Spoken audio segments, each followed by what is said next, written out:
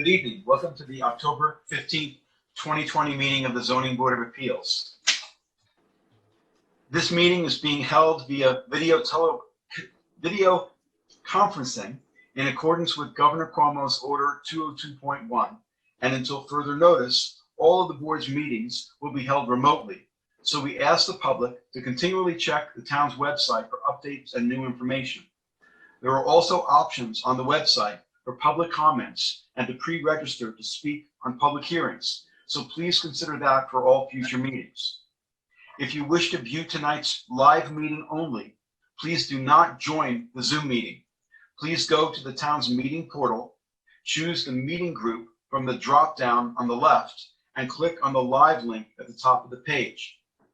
If you wish to be heard during a meeting but did not pre-register, please go to the town's meeting portal, choose the meeting group from the drop-down on the left, and you will find the information required to join the Zoom meeting. With that, I'd ask that you join me for the Pledge of Allegiance. I pledge allegiance to the flag of the United States of America and to the republic which it stands, one one nation, nation, under God, indivisible, with liberty and justice for all. We will be starting this meeting with the public hearings. We have applicants and members of the public standing by via Zoom webinar, which is being moderated by CTV. Charles Certain will mute the speakers until it is their time to give testimony before the board. Please be patient. If you find that you have difficulty or are having difficulties accessing the hearings, please visit the town clerk's meeting portal and click on the instructions link. A reminder that applicants, agents, and members of the public speaking, other than attorneys, will be sworn in, will state their address for the record, and will offer their testimony as it relates to the application before the board. Board members who must recuse themselves from any application will state so on the record and will be removed from the meeting until the end of the hearing. Unless otherwise stated at the end of each hearing, all of these applications will remain open for written submissions for all purposes until November 2nd, 2020. Adam, Yes. I think that should be, I think we should change that to the 16th, because Okay. we usually give 30 days. No problem. Okay, so I'll read that sentence again.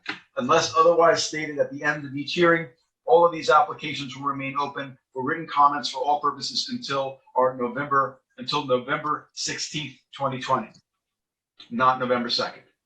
Those comments can be addressed to the board secretary and sent via email, mail, and/or dropped off at town hall. Additionally, in accordance with the governor's order, these hearings will be recorded and will be posted on the town's website.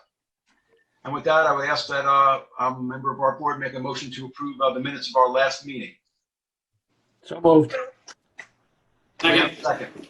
Okay, Mr. Kelly, Aye. Mr. DeSessa, Although I wasn't at the last meeting, I did review the tapes, and in that respect, I vote aye. Mr. Hahn, Aye. Ms. Burgess, Aye. Mr. Daly, I'm not sure if Mike is here yet. He is. Aye, yes, I'm here. Okay, very good. Okay, chair votes aye. Minutes are approved. And now we'll go on to adjournments. Okay, we're going to have a couple of changes to tonight's agenda. The first change will be item number 4. That's for Sandland Corp., tax map 923-1, lot 1, property located at 585 Middle Line Highway in Noyak. That's going to be a re-add for March 18th, 2021. Okay, it's a re-add, so we don't have to vote. Okay. I think someone else is going to handle the next one. I do. I will step in, and I would make a motion that items number 11, 12, and 13 all be carried over, Katie, to our next meeting. No, I think that's going to be off for a while. Candace, what was the date for that?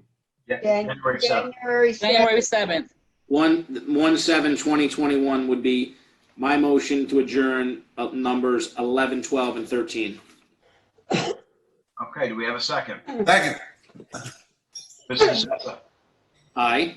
Mr. Hahn, Aye. Ms. Burgess, Aye. Mr. Daly, Aye. Mr. Kelly, you I am recused? recused on these applications. Okay, and chair votes aye. Okay, back to the start of the agenda. Well, the decisions. Decisions. Moving on to the decision calendar. For the decision of 1206 Flying Point Road LLC, I move to reopen to accept written submissions from Janice Shear of Town Planning and Development Administrator. And actually, I think also a revised, revised architectural plans. And revised architectural plans. I'll second that motion. Okay. Mr. Kelly, Aye. Mrs. DeSessa, Aye. Mr. Hahn, Aye. Ms. Burgess, Aye. Mr. Daly. Aye. Chair votes aye, we're reopened. Okay. Move to accept written submissions, including the architectural plans that Katie referenced. And then we're going to have a decision for. And then we'll have, and move to also have our decision later on this evening. Okay. Close it for decision, yeah. Yep. Okay, Mr. Kelly, Aye. Mr. DeSessa, Aye. Ms. Burgess, Aye. Mr. Daly, Aye. Mr. Hahn. Aye. Chair votes aye. All right, and finally, for decisions for Camp Jerome, Almonds LLC, Joseph M. Citrone, Donald T. Witkowski, and Robert J. Wallace, Heidi R. Joe, and Glenn Stiegelman, Edward Chaplinsky, and Christopher Norwood. I move to adjourn those decisions all for November 5th. Second. Second. All in favor? Aye. Aye. Opposed? And I just want to mention I'm recused on Saplinski, so my aye is for all. Aye. Saplinski. Yeah. Okay, Okay. now back to the beginning.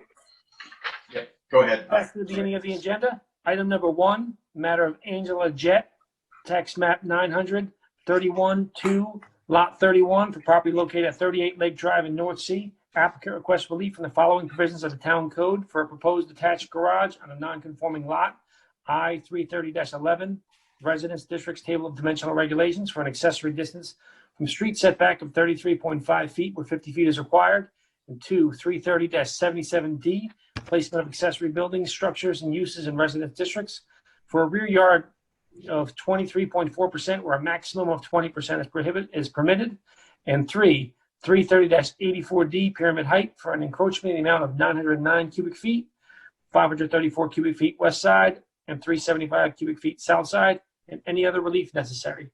Board has jurisdiction. Good evening. I guess one of you or both of you are here in connection with the application. So unless you're an attorney, I have to swear you in. Okay, if you can state your name and address, or names and addresses for the record.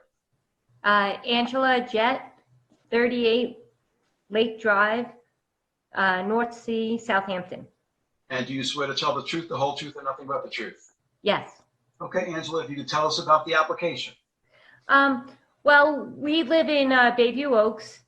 We have a small house that's 2 bedrooms, 1 bathroom. And we'd like to put up a 2-car garage with storage that's locked and unlocked above. Because Okay. we have no closets, like the way we have like one of the original cottages in Bayview Oaks. So we have no storage space. I have no place for like bikes and cars and kayaks, and I don't want that laying all over because I don't think it's nice for the area to see that like in the backyard, and you can't leave that out in the winter. So we constructed a plan for a 2-car garage with storage space above. And my neighbor's with me, who's right to the right of me. Okay. All right. So, and the location of this garage, I guess what it is, your detached garage is being, looks like it's a proposed garage, correct? There's nothing there now. Yes, it's a proposed garage. Okay. So I guess my only question is, in terms of locating it, the main reason for the relief is because of the location being needing really relatively modest relief, but distance from street setback and rear yard lot coverage setback, and also pyramid relief. So I just wanted to ask, about the decision on the location. Well, the location has, the driveway has been in that location for the last 20 years. The gravel driveway has always been there for the last 20 years. So, and the garage is set back even beyond that. And the reason why we're staying there is because all along that Lake Drive North are all mature trees. So you would have to take all those mature trees down to make another area to cut in. And the area between the deck and the garage is where everybody plays. Like we play, volleyball and croquet, and we barbecue there. So that's where our family gathers. So we can't really move the garage any closer. We're just asking to put the garage right behind where the driveway's been for the last 20 years. So you couldn't move any closer without cutting down mature trees. Yes, that would be horrible. And cutting into the family backyard where we all spend most of our time. Okay. All right. It's not a large percentage of rear yard lot coverage. Mhm. It's a lot that appears to have 2 front yards, so it'd be difficult to locate or challenging, to locate this. It seems like we'll wait to hear that you have some support from some of your neighbors. Maybe you could tell us about that, or the neighbor could speak if she's with you. Yes. Okay, I just have to swear. First, I have to swear you in. So Oh, you sure, can sorry. name and address, please. Jessica DeCrillis. I live at 36 Lake Drive in Southampton, New York. Okay, and do you swear to tell the truth, the whole truth, and nothing but the truth? Of course. Okay, so you can tell us your comments. It makes quite a lot of sense. My house is right next door, almost in line to Angela and Andy's house. And that is, you're out there 98% of your time when you're here in the backyard and on the deck. If they moved it anyway, they're going to lose that space. And it's not, we don't have a lot of space. It's just, so it makes a lot of sense. And there are a lot of trees there. And they're designed, it's very beautiful. So no matter how close it is or our view of it, we're very happy with what they're planning on doing. Okay. Are you adjacent to the west or to the east of the property? We are west of the property. West, okay. Okay.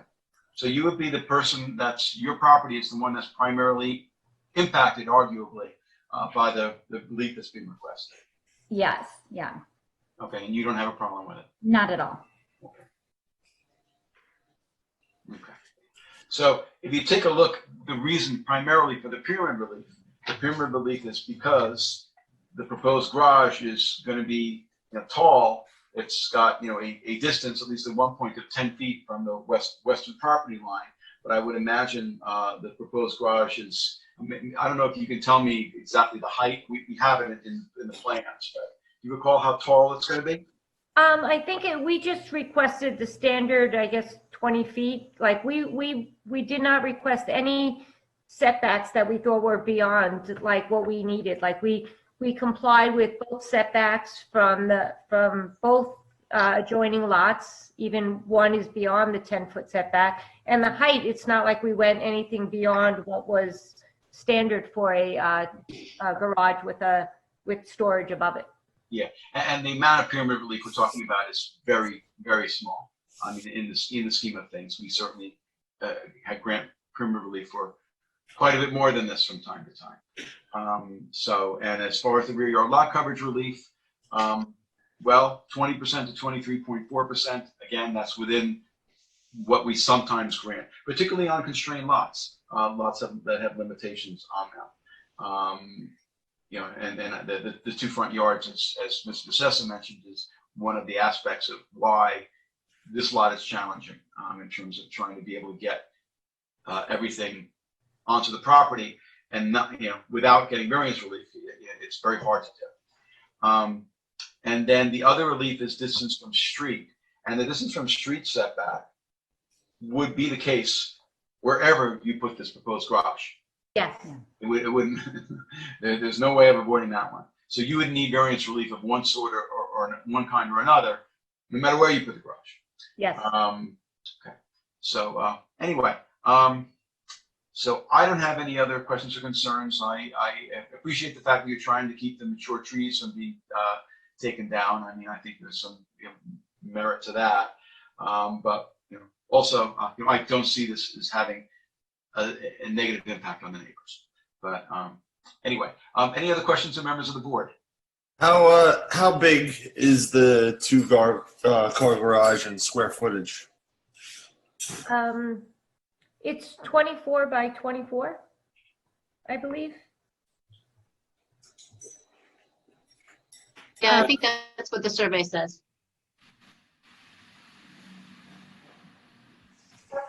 Yes, that is correct. Okay. And what's the garage going to be used for? Well, we'd like to put a gym in it, and also like just for us, for working out, and the bicycles and the kayaks and a car and storage, because I don't even have storage for, like, in my house. My house has no closets, so I have no storage area, and I'd like to get rid of the shed at some point because I have the garage. Okay. It's a modest sized house on the lot. Yes, very modest. Yeah. Okay. Yeah. And that was the only other thing I wanted to actually ask about, which is we have the residence and we have the proposed garage. It seems to me that are we dealing with in any way accessory structure and that determination that we often make? No, I don't think we are, because it's a typical, I think the 24 by 24 size garage is kind of deemed by the building department to be standard. Okay, as long as that's the case, I'm fine. Okay, any other questions of members of the board? There was a comment from the building department. Yes. The comment was, and this is from Dennis O'Rourke, Chief Building Inspector, the wood deck attached to the main dwelling benefits from Certificate of Compliance number A191736 dated December 17, 2019. This wood deck in its current location and configuration has been deemed to be compliant with the applicable provisions of the town code. So That's good news. yeah. Okay, so we don't have to be concerned about that. Okay. Anything else? Okay. Is there anyone from the public who is waiting to be heard on Zoom this evening in connection with the application of JET for property located at 38 Lake Drive in North Sea? If you're waiting to be heard, this would be the time to let us know. See no hands. No hands. Okay. All right. If not, Jason, it's yours. I would like to make a motion to close the public hearing, leaving it open for written submissions until November 6th this year, and could have a decision on December 3rd. I think we're doing November 16th. Yes. November 16th. I apologize. That's for written subs. Correct. Oh, okay. So 11/16 and 12/3 is correct? It is. Okay. Yep, that is my motion. Second. Okay. Mr. Hahn. All right. Mr. DeSessa. Aye. Mr. Kelly. Aye. Ms. Burgess. Aye. Mr. Daly. Aye. Chair votes aye. Thank you both very much for your comments tonight. And, have a good rest of your evening. Thank you for your time. Okay. Thank you. Have a great night. Thank you. All right. Bye. Okay.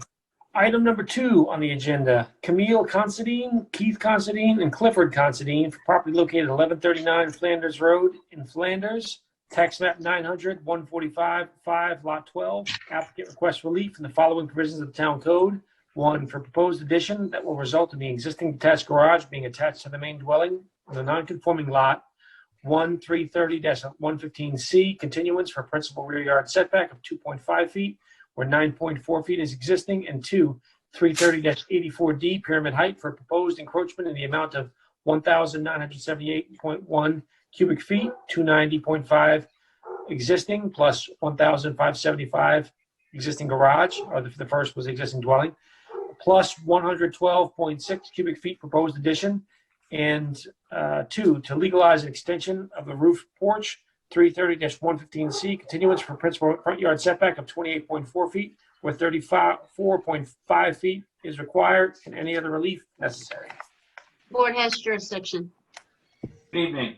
Hi, Daphne, just have to swear you.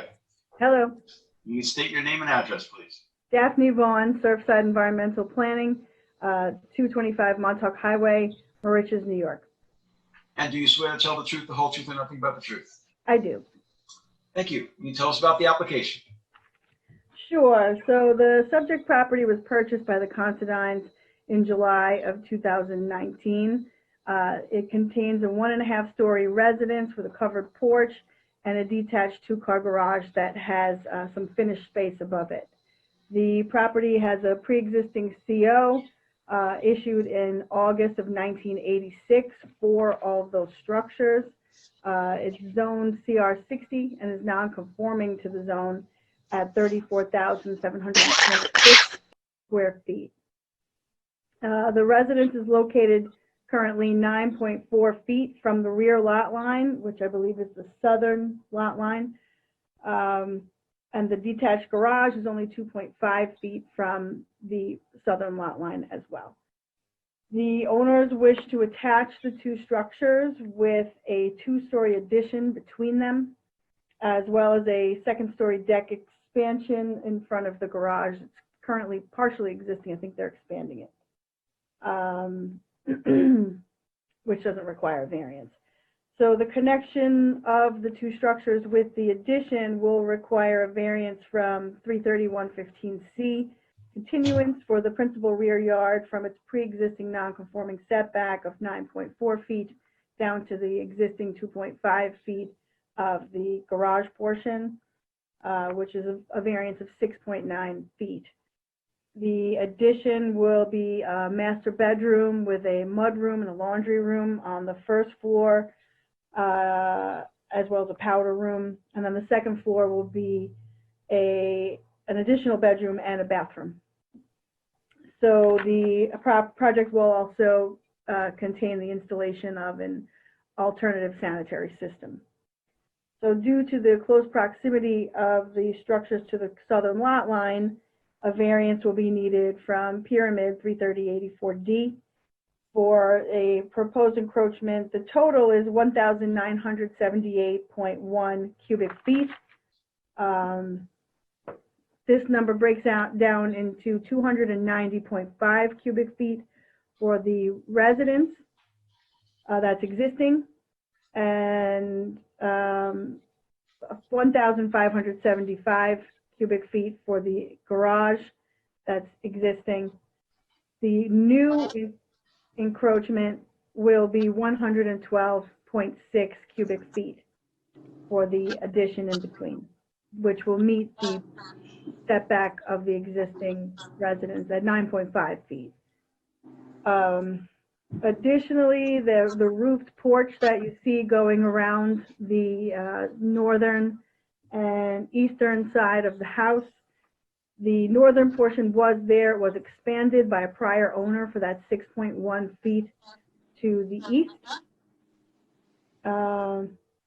which necessitates a variance also from 331.15C continuance for the principal front yard from West Lane from 28.4 feet, where 38.5 feet is required for the pre-existing setback. So it's a 6.1 foot variance from the pre-existing nonconformity. The property has 2 road frontages on Flanders Road, which obviously is a very busy road, and West Lane, which is a private road that's accessed by this lot, and also, I just believe, just the one behind it, I think. So it's in keeping with the character of the surrounding area. The closest structure in this surrounding this is at least 100 feet in any direction. The master bedroom on the 1st floor is a necessity for the owners. And the area over the garage is an existing finished office space. Lot coverage is 7.3%, where 15% is allowable in the CR60 zone.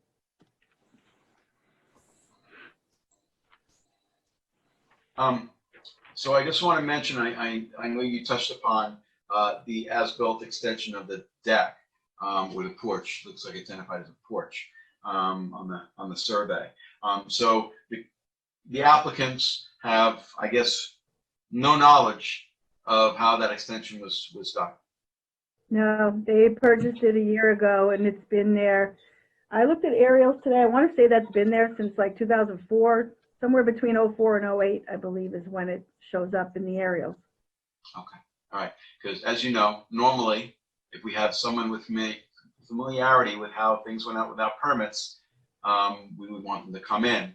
But if there's no one to come in who can tell us anything, then that doesn't really is not really an option. Right. Yeah. Although I have to say, they also maybe they took it upon themselves when they decided to buy the property of having a property that had a structure expanded without permits, and so well, and they're trying to address it and resolve it, and I appreciate that. But I hope they may or may not have been advised by their attorney at the time Yeah. of the property. I don't think anyone realized that. I think Candace is who actually caught that. Okay. Candace is the best, that's why we have her. Exactly. Okay. So the main impact of, I guess, what's being proposed is going to be on the property owner to the south. Have you had any communication with the property owner to the south? No, I haven't heard from him. I heard from a person across Flanders Road who owns the marina. He had a question for me about public water, but that was it. No one else contacted me specifically unless they're here now. Okay. All right. So other than my question about the as-built structures on, or what was as-built on the property, other than that, I view this as not entirely modest application. I can't say that 2.5 feet from a property line is nothing. But I will say that looking at the aerial that we have, the property owner to the south, who may or may not be waiting to be heard, his residence and accessory building are well south of the boundary between the properties. Although it looks like there's a tiny structure a little bit further north, but at least the residence and the accessory building are not going to be right on top of this. So, but anyway, we'll find out momentarily whether that neighbor wants to be heard. Okay. Any other questions or members of the board? I think it's worth just saying on the record that the survey does show those sheds to be relocated or removed. Yeah. Those two sheds will be moved to a conforming location. Yes. Yep. Or removed if they can't. Or removed. Okay. All right. Is there anyone from the public who is waiting to be heard this evening in connection with the application of Considine, which is for property located at 1139 Flanders Road in Flanders? If you're waiting to be heard, this would be the time. I see no hands. No hands. Okay. If not, Mike, it is yours. So we will close this public hearing. Are we waiting for any written submissions? No. Right? And we'll keep it open for written submissions until November 16th. And then are we scheduling decisions for the 19th? 12-3. 12-3. Well, It's up, okay. yeah, it's up to the board. All right, we will have a decision, written submissions until November 16th with a decision on 12-3. Second. Okay, Mr. Daly, Aye. Mr. Hahn, Aye. Mr. Tessa, Aye. Ms. Burgess, Aye. Mr. Kelly. Aye. Chair votes aye. Thanks so much, Daphne. Thank you. Have a good night. Good.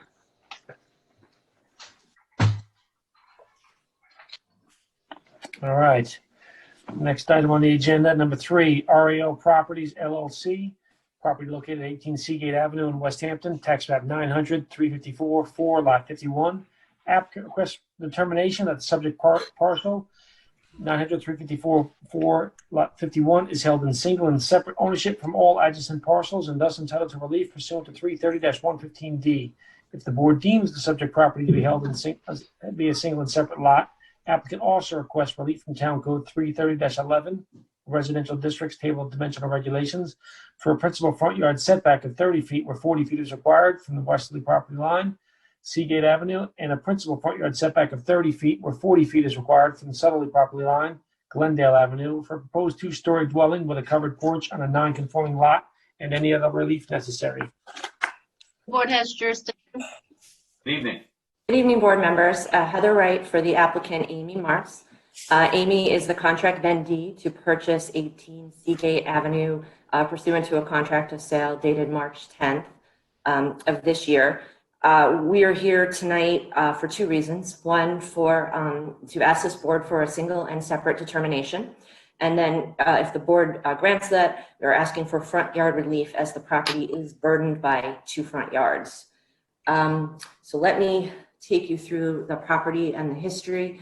The property is 9,945 square feet and has a lot width of 100 feet. The applicant plans to build a modest single-family dwelling consistent with other homes in the area. In 1972, the premises was upzoned to R20 zoning, which requires a lot area of 20,000 square feet and a lot width of 120 feet. So this lot is non-conforming to both lot area and lot width. The lot is part of the Vanderbilt Park Section 6 subdivision, which was dated May 20th, 1808. And as this board knows, since the subdivision is prior to 1957, we treat this as a described parcel. So we are looking for that single and separate determination for our side and rear yard relief.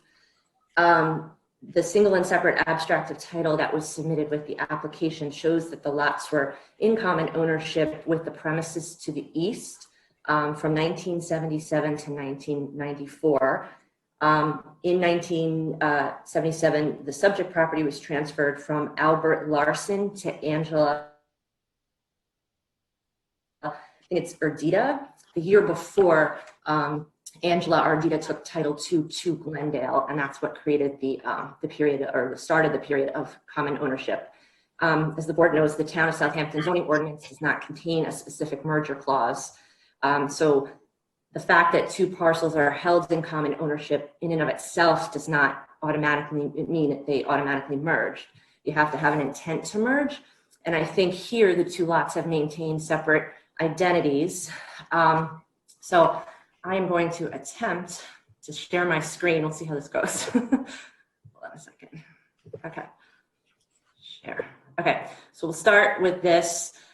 This is the certificate of occupancy dated August 17th, 1977 for the property at 2 Glendale. This lot, it appears that soon after the owner purchased the lot, they applied for a building permit and built the single family dwelling that exists on 2 Glendale now, while 18 Seagate remained vacant.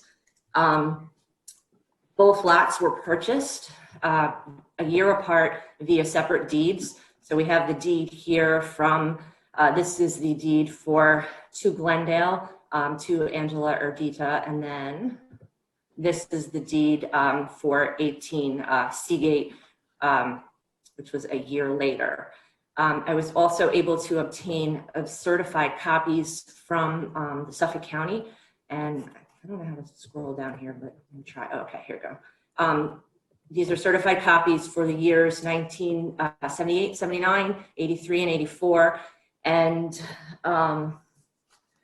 let's see, and 1990, I believe 1991 for both parcels, showing that they were separately taxed and separately assessed during the period of common ownership. It's a little hard to tell on this aerial because I think the tax map lines are shifted. They're not entirely accurate, but you can see that this is a 1984 photo. The 18 Seagate was vacant, and the adjacent lot had the house on it. They had separate street addresses and no structures straddled the boundary line. And I think that, as you can see, the 18 Seagate is consistent with the lot area of the surrounding lots. So, based on this information, we believe the board should find that the parcels are single and separate. So in that case, if you do find that they're single and separate, I want to move to our front yard relief request. So, Yeah, Heather, I'm sorry. I had one question for you before we jump to the relief. Yeah. Do you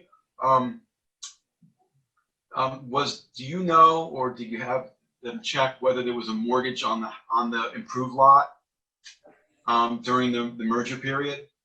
I requested that information, but everything moved so slow, I wasn't able to get it from. And I just figured I'd ask because that in and of itself, if there was a mortgage on the improved lot that it was not on. Well, actually, you know what? I don't mean to cut you off, but there was a mortgage on the improved lot because it was sold in a foreclosure sale. Okay. Well, that information would be helpful. So if you have copies of that, if you can get copies of any of those documents, that would be helpful for you to submit. I won't be able to get a copy. Well, I haven't been able to get a copy of the mortgage. I have the certified assessment information, but if you look at the single and separate search, it actually shows that the lot was sold by a referee. Right.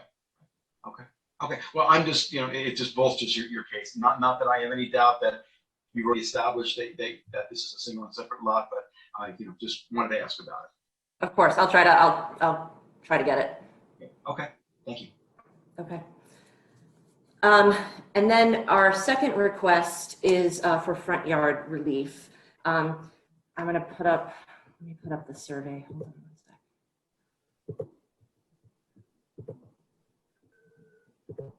one sec. Okay. So here's our survey. So we are proposing a two-story dwelling. The approximate square footage is 1,495 square feet, and that includes the second floor overhang.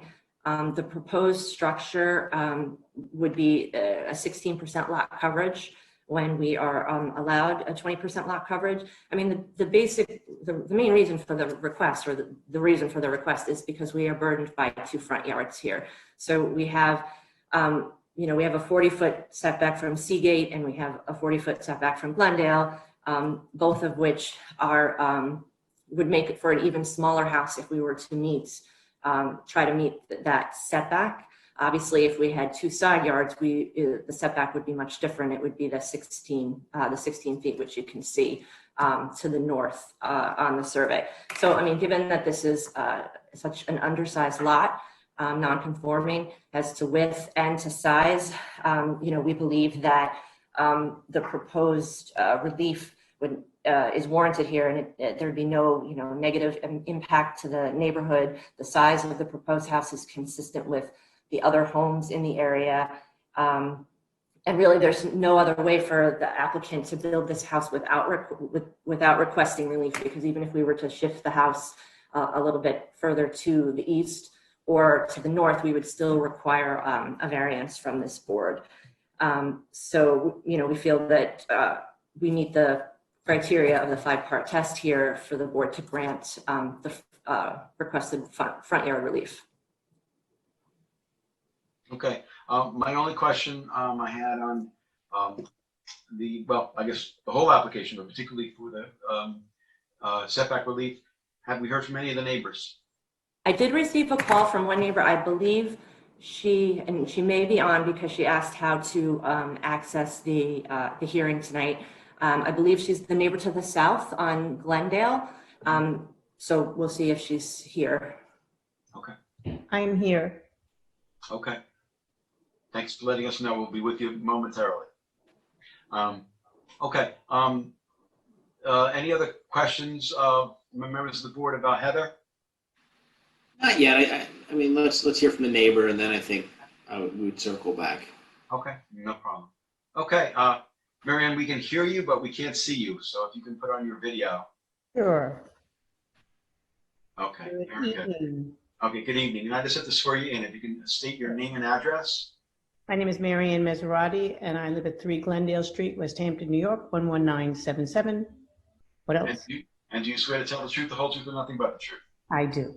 Okay. You tell us your what you'd like to, whatever you'd like to tell us about the application. Well, my concern is my house is literally facing this property. I've been looking at this property for the last 30 years since I've owned this house. I know there's been people put up petitions to not have buildings on there again. And when I got this wonderful bunch of papers to look at, I was like, oh, now I got to look at all these papers. Okay, let me see what's going on. I'm on a half an acre. Everyone around here is kind of on a half an acre. This is the only two little areas that we see that's small. My concern is that this is where the way this house is facing Seagate. I mean, I don't know what I have to say. I don't want a house being built there. I really don't want all the disruption. There's a lot of noise we have around here already. But if it was to be approved, I'm not thrilled with the fact that the driveway would be facing my house. I don't think it looks constitutionally well. My driveway is right there also, and with the traffic of people coming up and down here, it would be an inconvenience for me, in my opinion. The neighbors are all like, oh, we love these trees.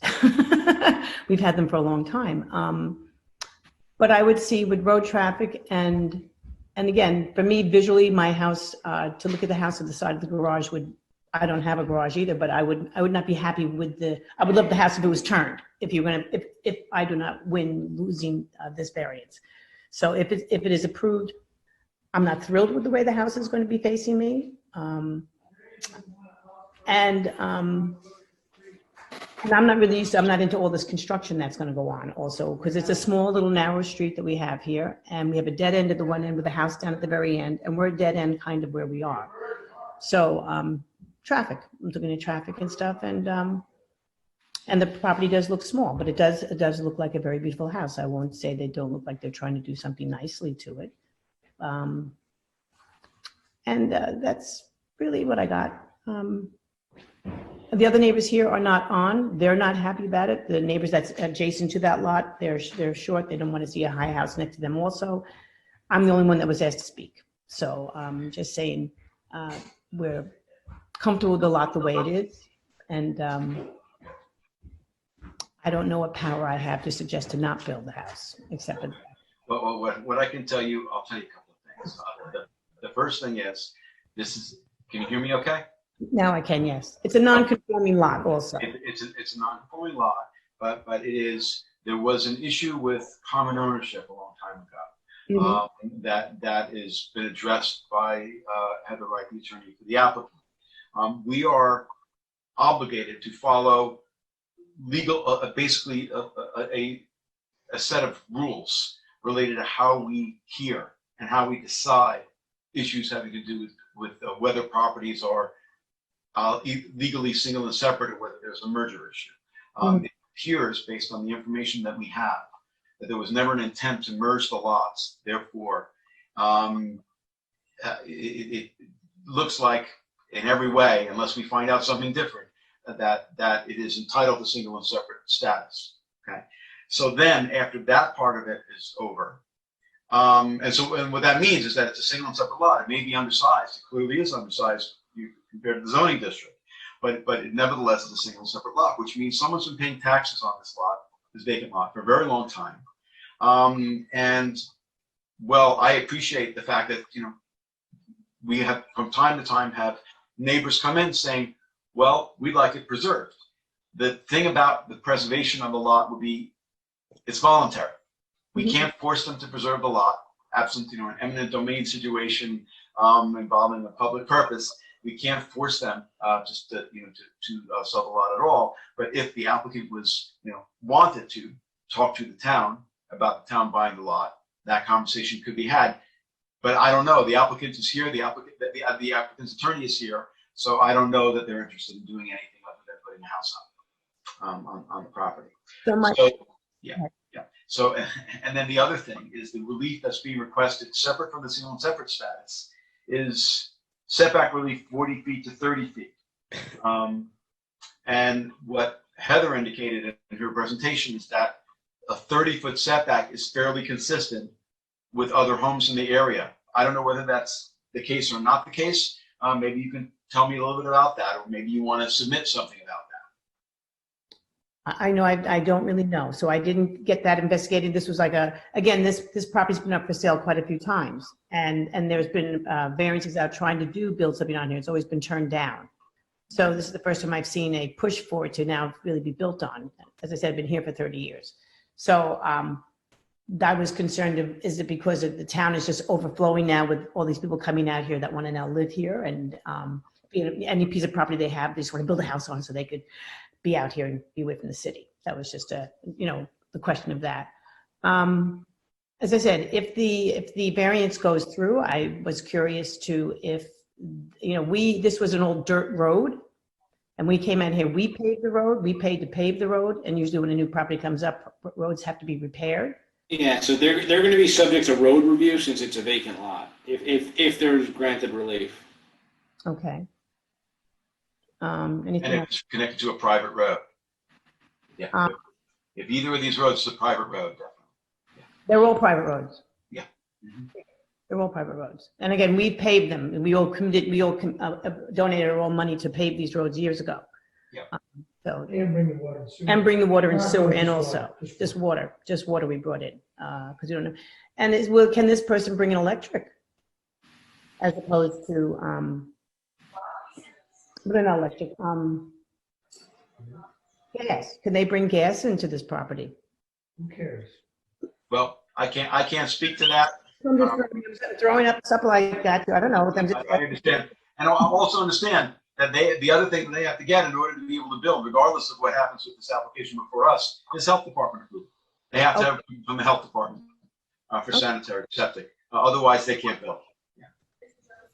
Okay. And the residents of 20 Seagate are also on and in contest to this building. On that note about Okay. it's like I'm sorry. Who is this?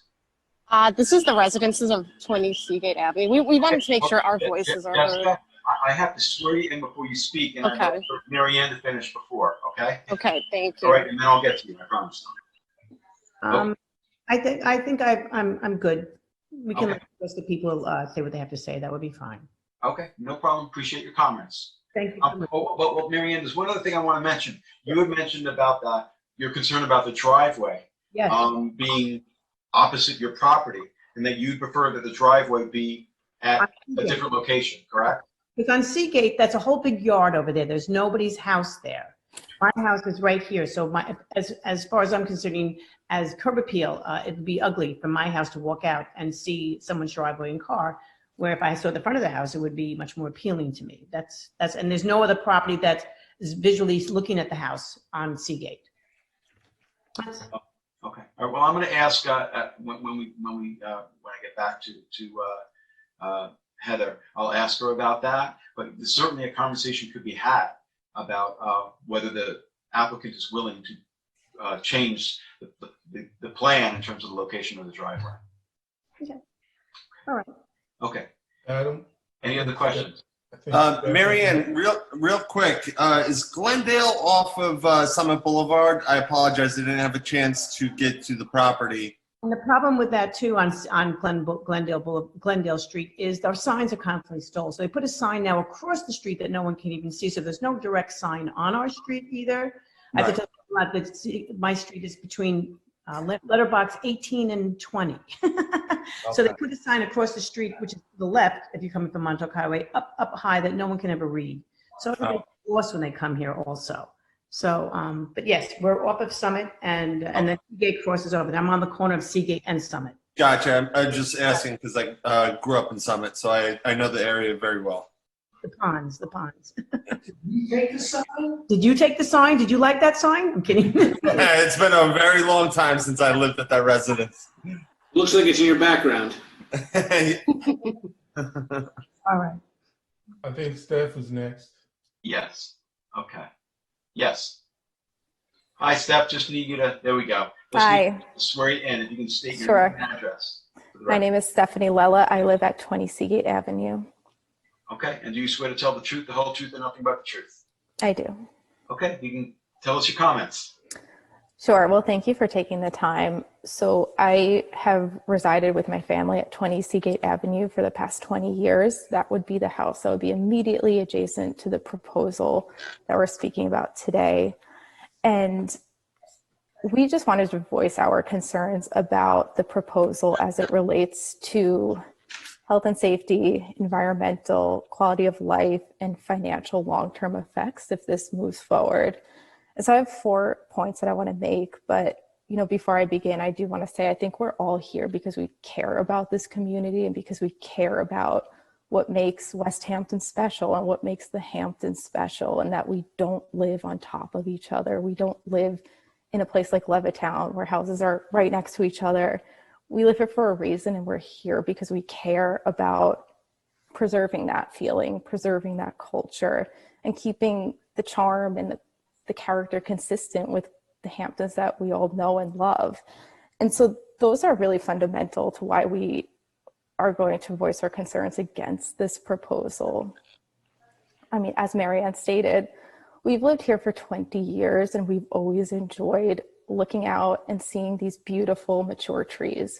If this goes forward, we will have to raise and watch an entire wooded area just be denuded. I mean, there would be hundreds of trees that would be just razed to the ground. And it's not just the trees, it's all the biodiversity and the animals that live there. There's turkeys, there's turtles, there's birds. I mean, we don't think that this has an effect on the larger ecosystem and the climate, but it does. And it matters in terms of just environmental and biodiversity, but also the beauty of the area. I do have to say that when we got the stack of papers, it was somewhat disingenuous in how this was outlined.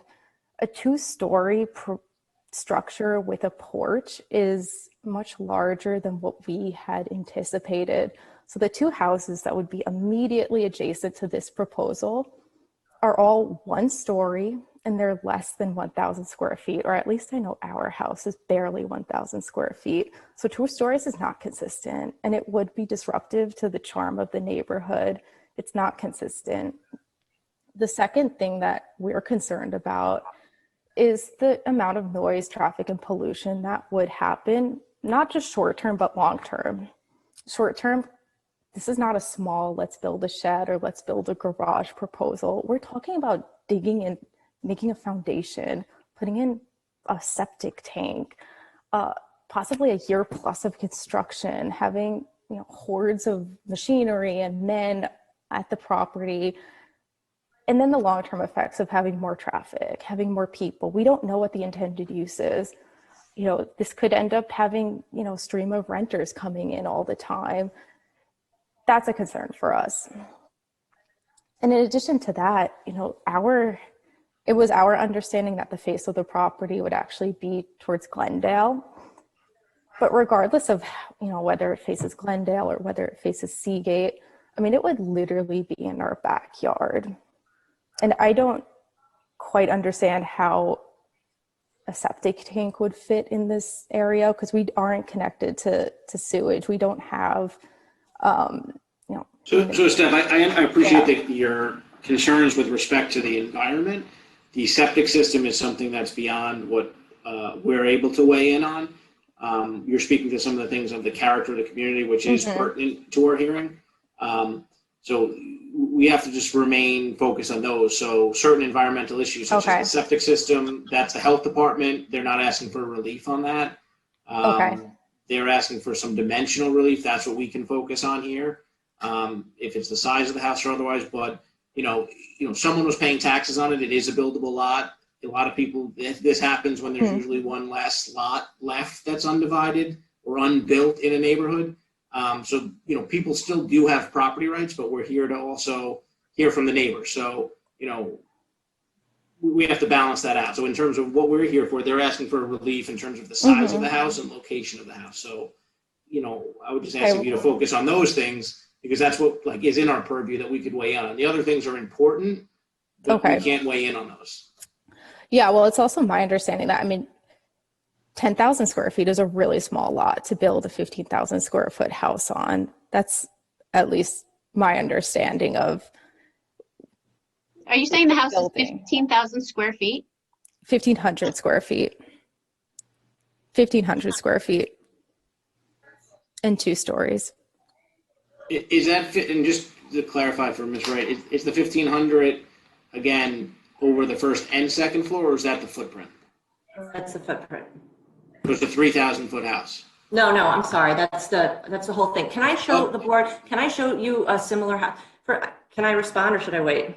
I would just wait. We're gonna let Steph finish. So. All right. Yeah, no, thank you for letting me finish. And, you know, we pay taxes too. And, you know, this house, I think, at least according to the public record, the lot was purchased for $17,500. I'm not sure if there's an update since then, but, you know, we pay taxes too. And I think it's important if there seems to be community objection for that to be taken into consideration. And if it's just blind profit that you want to recoup your investment, or you want to, So again, we're not able to consider, like, if it's a spec house or otherwise. We have to consider the factors, whether it's a spec or a long-term home for this person, which we don't know. We're not allowed to ask that just because it can't be weighed into our 5 factors. Okay, so it has to, the intentions of the property are not covered in this? That's correct. Okay, so it's just the character of the neighborhood and... Well, that would be maybe what fits into the 5-part test, correct? Yeah. Okay. And basically, it's really weighing, as Brian said, you know, the benefit to the applicant being that there are certain property rights exist with even an undersized lot, versus the negative impact it will have on the adjacent property owners and people in the community. So we're here to listen to both sides, but to just understand, as I mentioned to Mary Ann, I think ultimately you would both prefer if the lot were just not built on at all, and I appreciate that. But the applicant does not want to, I don't think the applicant wants to preserve the lot. And we can't force the applicant to preserve the lot. So instead, we have to go through this process of weighing and figuring out what we can do to deal with what's in front of us. So I just want you to appreciate that. It's not not that I wouldn't encourage, if the applicant were interested, them talking to the town about seeing what can be done to preserve the lot. But I have no reason to believe that that's something the applicant is willing to do. Has to be a smaller footprint? Well, we can certainly talk to the applicant about it, and then we'll talk to Heather about it. You guys, you both would like to see a smaller house, and you want to have the driveway moved. And we want to preserve the nature. I mean, you will have to cut down hundreds of trees and displace wildlife if you move forward with this, and it will be a quality of life issue. I mean, we will have a septic tank and this, you know, structure like right up against our backyard.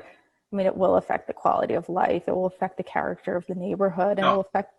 Yeah, and I understand. Steph, you would like us just to deny the application, just deny it. That would be my preference, yes. Or find a proposal that makes sense. I mean, there are preservation funds for wild lots like this. There are funds that we pay taxes into for. It is unlikely that the town would preserve this lot. There's nothing contiguous to it. It's, you know, typically when CPF monies are used, it's for putting together pieces of preserved property. There's nothing else near this one. Often it's to preserve wetlands or to preserve environmentally sensitive parts of the forest. I'm sorry. Heather, can you address the issue of a smaller house? Yeah, I actually would like to address a couple points, just to clarify the record. A couple of things were stated. This application and this property has never been, as far as I could tell, subject to any building permits or applications before the town that have been turned down before. I think one of the neighbors may have mentioned that I haven't seen any of that before. My client is a contract vendee to purchase this property for fair market value, to build a house for her own use. You know, again, it's irrelevant whether she's a local or not a local, or developer or not a developer, but I think it is worth noting that she is a local person who is building this house for herself. The the question about the size of the house, I just want to clarify for the board that the lot coverage that we're proposing is 16% when 20% is allowed in this zone. So we're not maxing out the size of the house that could be built. We're simply asking for front yard relief. When you have 2 front yards, it does significantly burden a lot, especially a lot that is undersized like this one. And this board has granted front yard relief on multiple occasions before, given that it is a hardship on an owner, especially on a non-conforming lot. I want to just show the board, give me 1 second. Have a photo. Well, first let's start with this aerial photograph. So the reason we positioned the house where we did was because it's central to, basically centered in the lot. We certainly could push it a little bit further north, but we thought that the neighbor who is directly to the north, it would make the house closer to them. So we thought actually it made more sense to position the house sort of central so that it isn't as close to the neighbor to the south. I'm sorry, to the north. And as far as the driveway, I mean, even if we, the location of the driveway doesn't necessarily, doesn't require relief from this board. I'd have to speak to my client about whether or not they'd be willing to, change the design and move the driveway. But I think, even if we were to comply and build a much smaller house and meet the 40-foot setbacks, we could still position the driveway on Glendale. There would be nothing preventing us from doing that. So I'm not really in a position right now to speak to whether or not my client would relocate the driveway. I'm happy to speak to them about that. But I think it's important that the board understand we're not asking for 20% lot coverage, we're asking for 16. So when we're not asking for relief for the side of the house, we're asking for dimensional relief.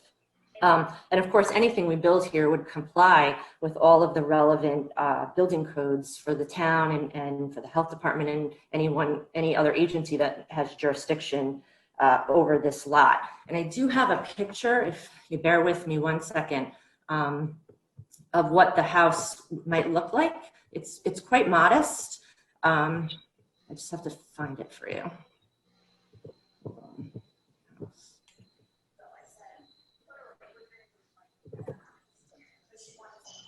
So this is it's not exact, but this is a very similar house to what is being proposed here today. I just wanted to notice I'm back. I'm sorry, I lost my internet connection.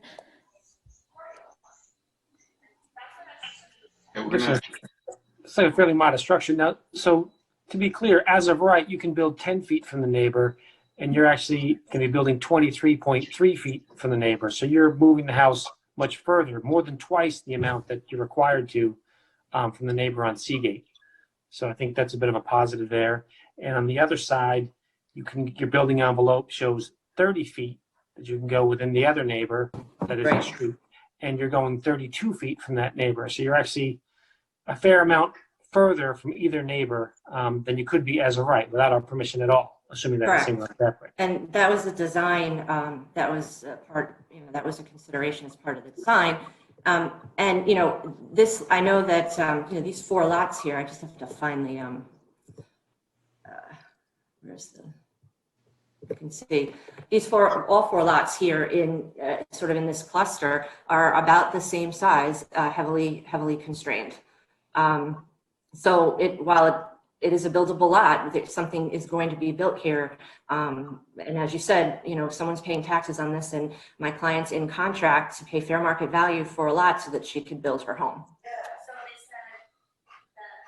All right.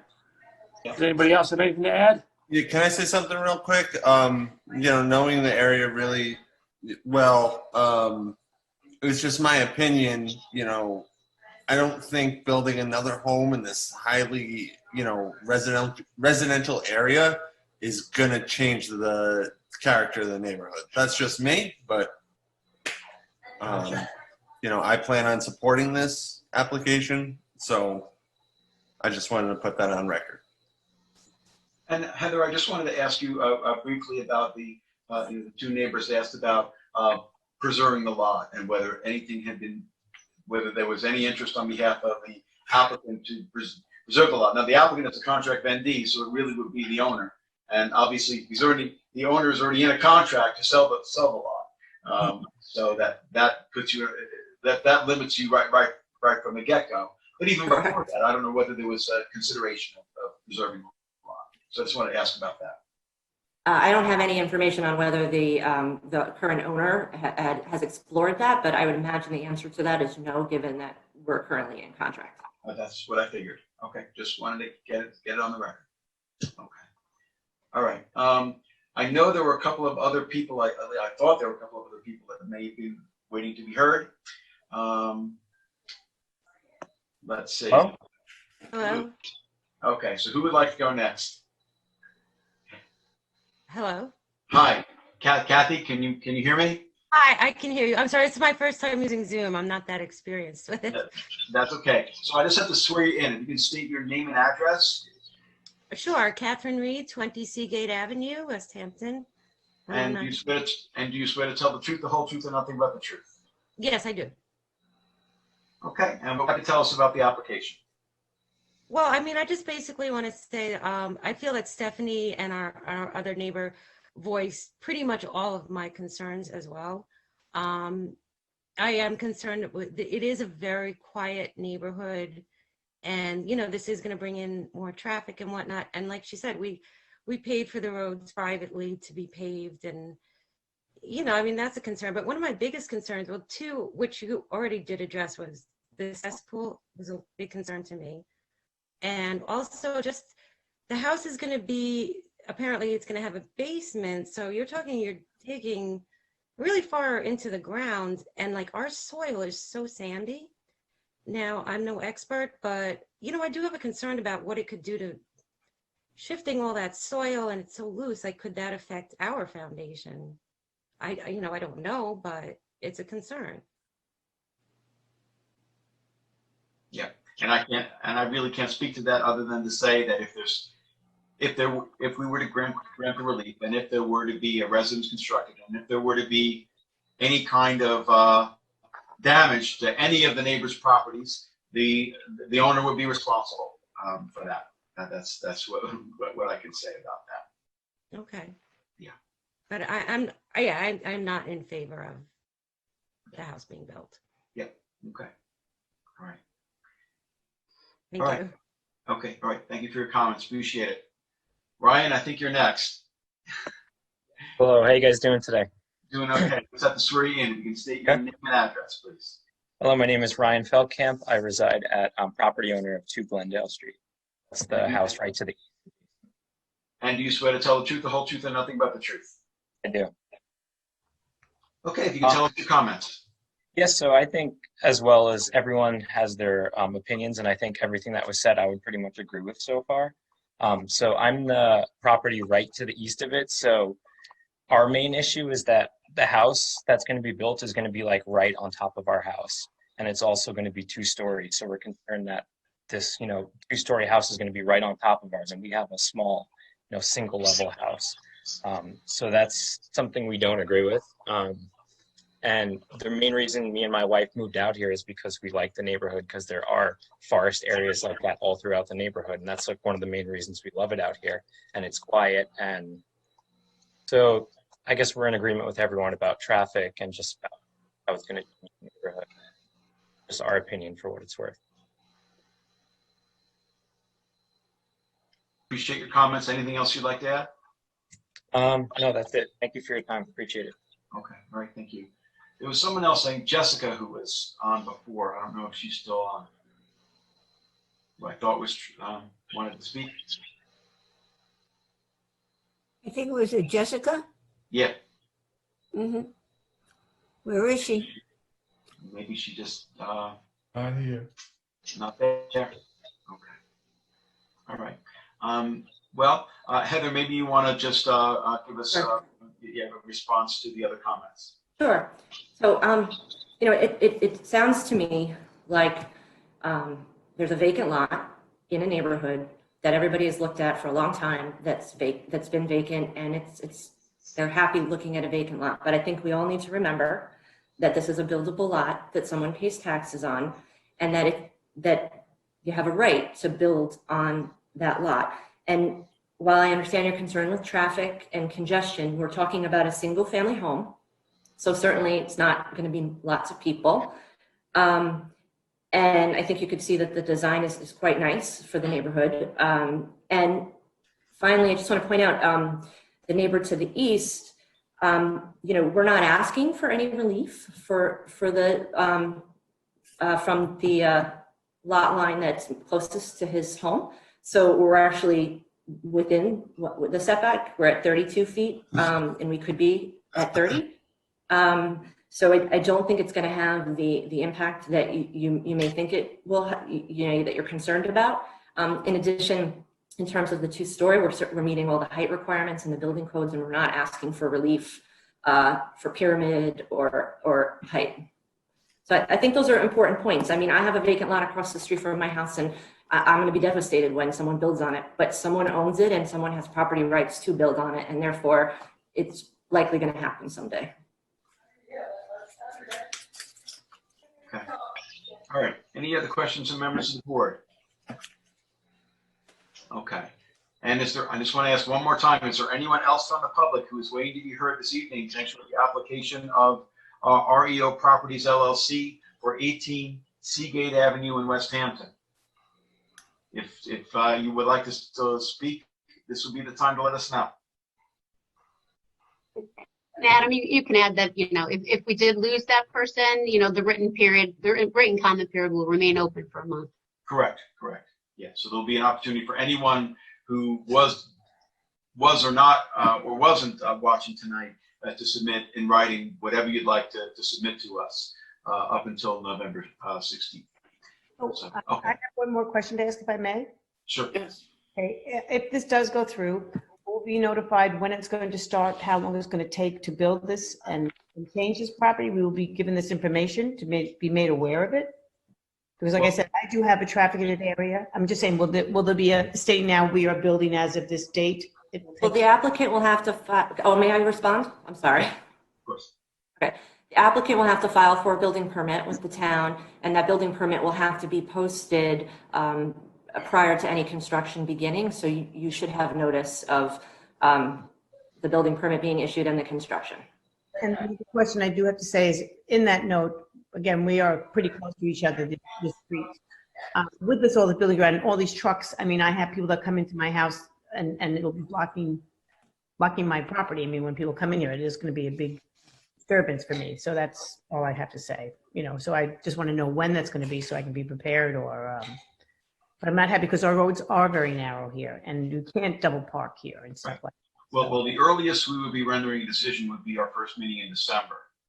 Okay. And so they have to do it.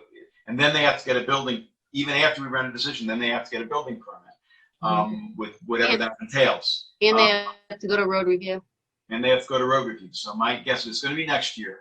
We don't know exactly when next year, but it's really when, you at some point that when that sign goes up. Also, you can, call and find out with the building department what the status is in terms of if they have an application before the building department. But other than the posting of the building permit, there isn't going to be like a notification like there was a notification of this meeting. And as for the time frame of the construction, it's hard to say. Maybe it'll be really quick. It depends on a lot of factors as to how long the construction is going to take before it's completed. But next year is when it's all likelihood going to happen. And so can we write a letter to ask for the changing of the building of the house? Is that something as far as the driveway is concerned? You could communicate with Heather Wright. You absolutely can reach out to her about this, and I think she's also going to, I suspect, speak with her client about your request and your concern. Okay. But so you understand, and I think Brian mentioned this as well. They're not asking for relief for the location of the driveway. So it's really not even. I know. I just wanted to voice it so that I know how to say it again, okay? No, I understand. Okay. Thank All you. right. All right. Unless there are any further questions, I think we're ready to close. Cornelius, this is yours. All right, move to close the public hearing, leaving open for written submissions only until November 16th with a written decision on our December 3rd meeting. And where do we send that? To written town submissions? hall, the zoning board, 116 Hampton Road. Very good, thank you. Candace Cowell. Email to Candace, or however you get things to Candace, our secretary. Okay. Do we have a second on the motion? Second. Okay. Mr. Kelly. Aye. Mr. DeSessa. Aye. Mr. Hahn. Aye. Ms. Burgess. Aye. Let me see. Mr. Daly. Aye. Chair votes aye. Thank you all for your comments this evening. Greatly appreciate it. Have a good rest of your night. Thank you, board members. Thank you.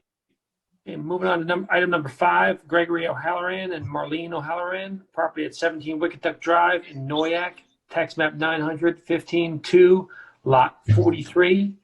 Applicant requests relief from the following provisions of the town code. 1, for proposed one-story addition to the east side of the existing dwelling on non-conforming lot 330-84D, pyramid height for an encroachment in the amount of 1,212.2 cubic feet, 683.6 existing and 528.6 proposed. And 2, to legalize an outdoor shower constructed without the benefit of a building permit, residential districts table of dimensional regulations for an accessory side yard setback of 6.9 feet, where 8 feet is required. And 2, 330-76D, placement of accessory buildings, structures, and uses in all districts. And 330-83C, yards to allow the outdoor shower to remain within the total side yard of the principal building. And 330-77G, placement of accessory building structures and uses in residence districts to legalize the location of an air conditioning unit, to wit, at a side yard setback of 3 feet plus or minus, where 10 feet is required, and any other relief necessary. The board has jurisdiction. We're looking for Lori Wiltshire.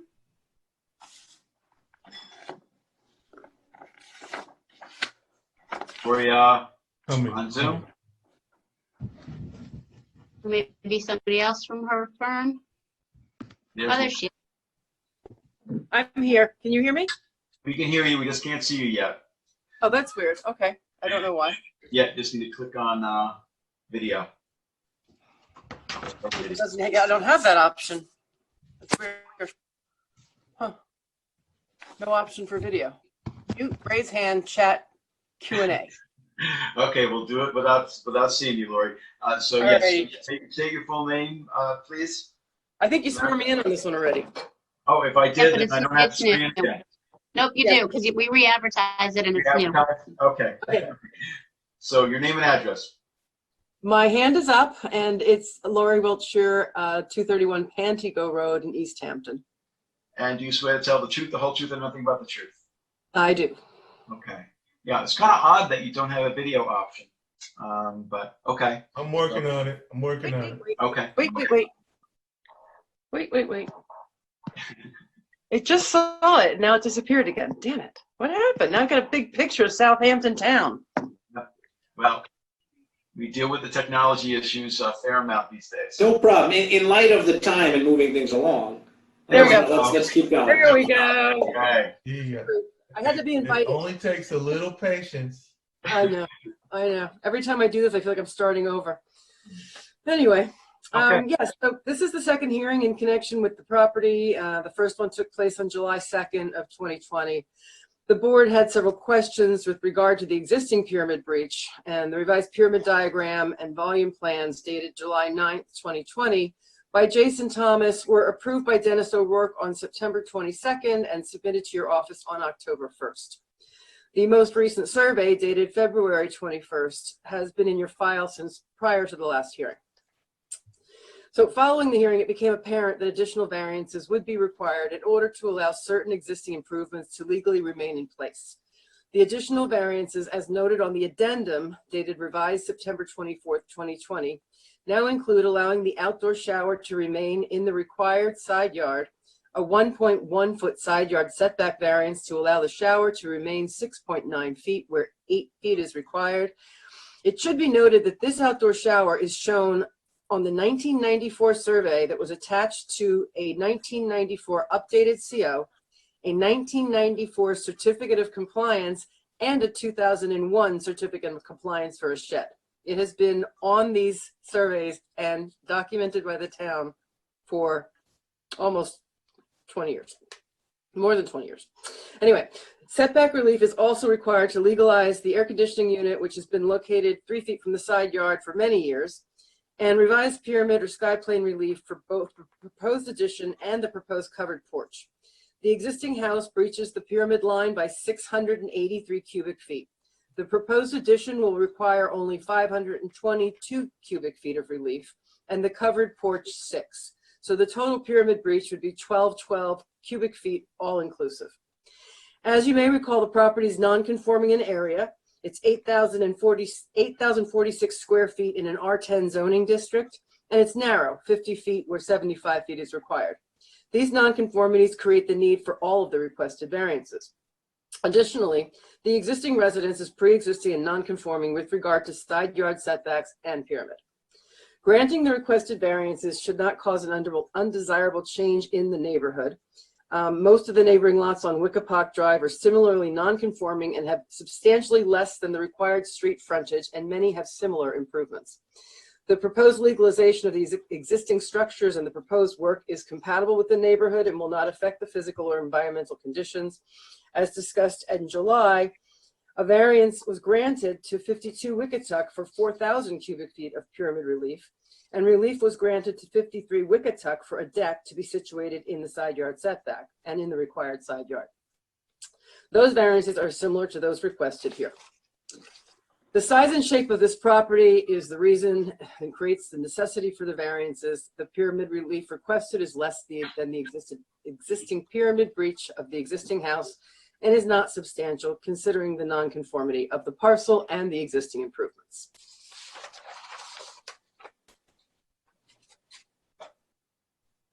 Laura, do we have I know you said it, but do we have a revised survey showing the setback for the air conditioning units? No, Candace said to wait on that. Okay. In case it was not granted, maybe? Yeah. Okay. It's not really an air conditioning unit. It's actually a, well, it's an air conditioning / heat pump. It's very narrow and smaller than most of your average units, skinny and long, but it hasn't bothered any of the neighbors and it's been there for a lot of years. All right. Do we have, can we show the old survey showing where that is maybe? Or does any, do you have it, or Candace, can you show the old survey that we had? I don't have a survey showing that condenser. I have these surveys from 1994 showing the shower. That's 1994. Oh, wait. I guess I've disappeared. Okay, so that's the survey we got with the application. Yes, that's correct. And the AC unit is on there. It's just the setback is not. Yep. I see it, down by the 4.8. Yep. And I'm holding up the 1994 updated CO survey that shows that the shower was in existence at that time. I don't know if you can see this. Can you see that? Can you see that? The shower's right there. No, where's my finger? There. Yep. But there wasn't a building permit issued for that shower, right? That's exactly the case. So that they issued 1 updated certificate of occupancy and 2 certificates of compliance with the shower in place without recognizing that it needed a building permit or even a variance. Okay, well, that's, that's not acquiescence that it's allowed. Right. No, It's but it's not lucky for bothering the anybody. applicant. Yeah, yep. Okay. And it was there when they bought the house, actually. Yeah. So, but basically the re-advertising of the application was just to cover the bases to make sure everything was advertised that you need relief for, correct? Yes, everything was re-advertised after Candace and I worked very hard on a new addendum for the application to include all those variances. Okay, okay. But Is the there bases of the variants are really mostly the same. Yes, yes. I mean, we're not making that. Nothing is becoming more conforming than what's there now. The house is no closer to the side yard than the existing house. The pyramid is not a further breach than what's there now. The shower's been there since at least 94 and the air conditioning unit for at least 6 years as far as my client can remember. Yeah. And I would imagine the pyramid relief has to do with the fact that the proposed one-story addition is 5 feet from the property line. That's correct. And that's actually further from the property line than the existing house, which Dennis confirmed in writing. Okay, anybody from the public? Yeah. Okay. Yes. Well, any other questions of members of the board? Is there anyone from the public? I'm sorry. No, any questions? Okay. Is there anyone from the public who is waiting to be heard on Zoom this evening in connection with the application of O'Halloran? This is for 17 Wickatuck Drive in Noyak. I see no hands. No hands. Okay. All right. If not, Brian, it's yours. Very good. Seeing or hearing no one, I move that we close the public hearing, leaving written submissions open until November 16th with a decision at our first meeting in December, which is the 4th. I'm sorry, which is the 3rd. Before you vote, I just want to confirm, Lori, we are going to need that revised survey with the setback to the air conditioning unit. Okay, I can get that to you. That's easy. Thank you. You're welcome. Okay. Do we have a second on motion? Second. Mr. DeSessa. Aye. Mr. Kelly. Aye. Ms. Burgess. Aye. Mr. Daly. Mr. Daly. Aye. Oh, Aye. Okay. Mr. Hahn. Aye. Chair votes aye. Thanks so much. Have a good rest of your night. Thank you. Thank you. Good night.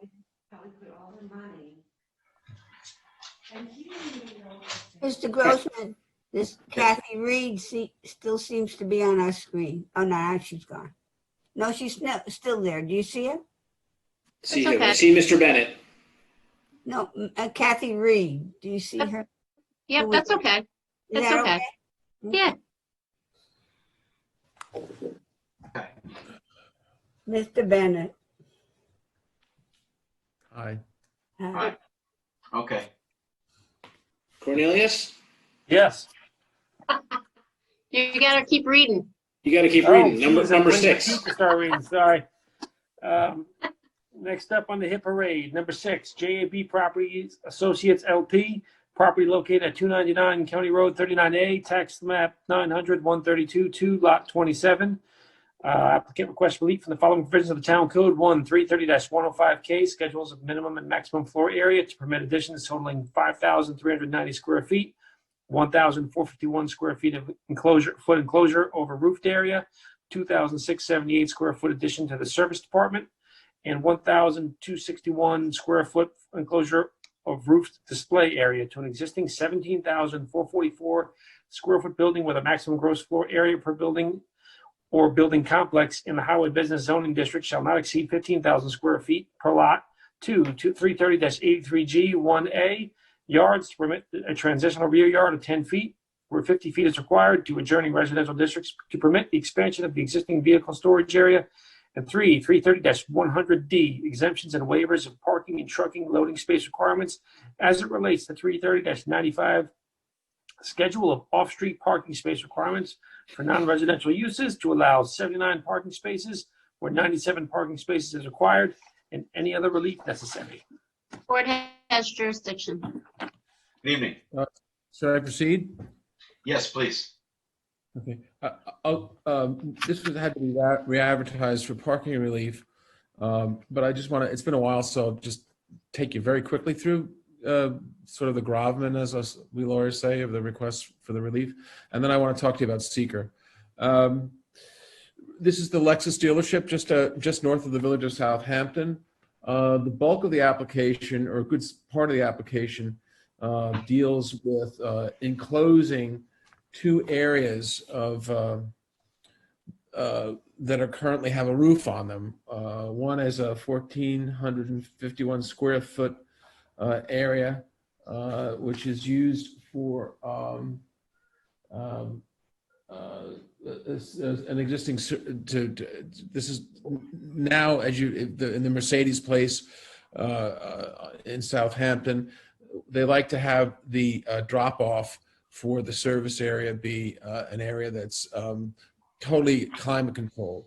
This is already roofed, so it's not going to add to the mass or anything. Doesn't really add to the effective usable floor area because it's already in use, but we want to enclose that. So that's one part of it. And there's a roof display area in front of the building that we'd also like to enclose. It's already there. It's already fully in use, but we'd like to enclose that for, again, to have a climate control display area. The only new part unroofed is a 2,600 square foot addition to the service department. We talked about that.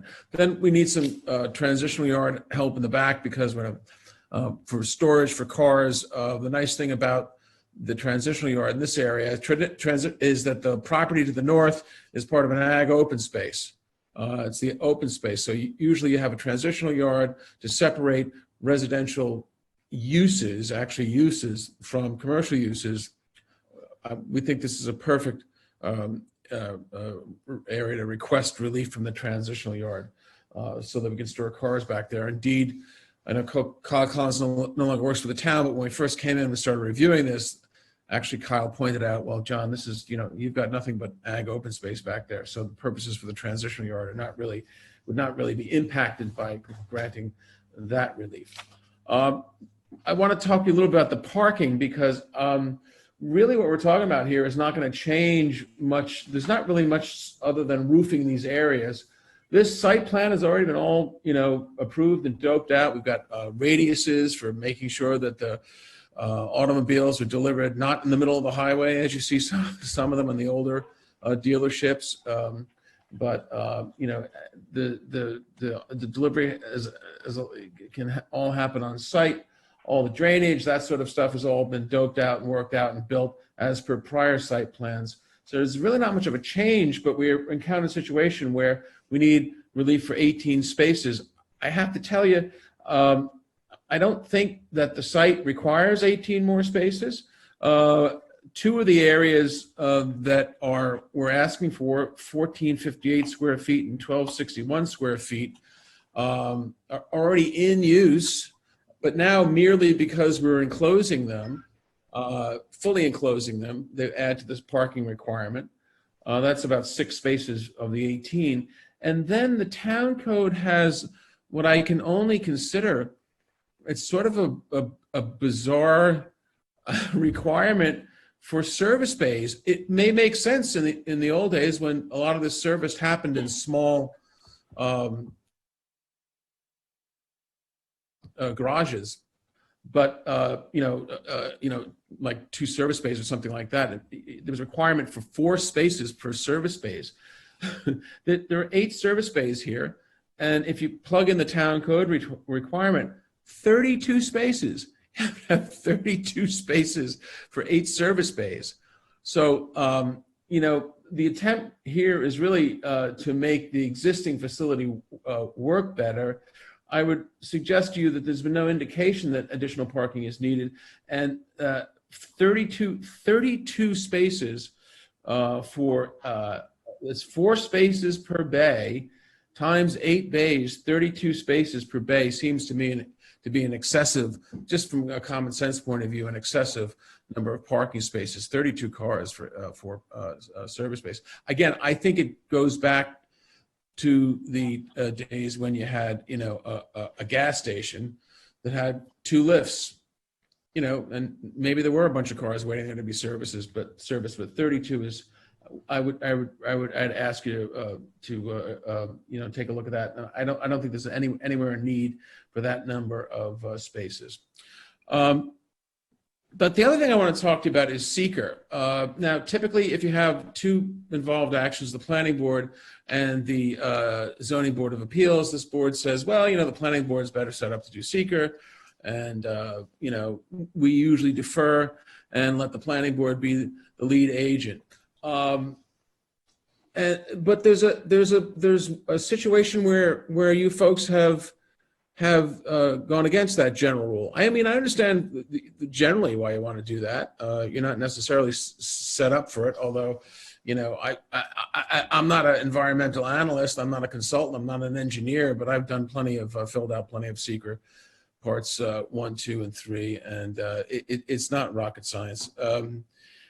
In any event, particularly for people who, like all of you, who are versed in land use matters. But the one place where you guys have stepped out of, or you folks, I should say, have stepped out of conceding lead agency status to the planning board is, interestingly enough, these larger buildings, buildings larger than 15,000 square foot in a highway business zone. Because really, most of the issues that you're dealing with on these already developed site plans are variance issues.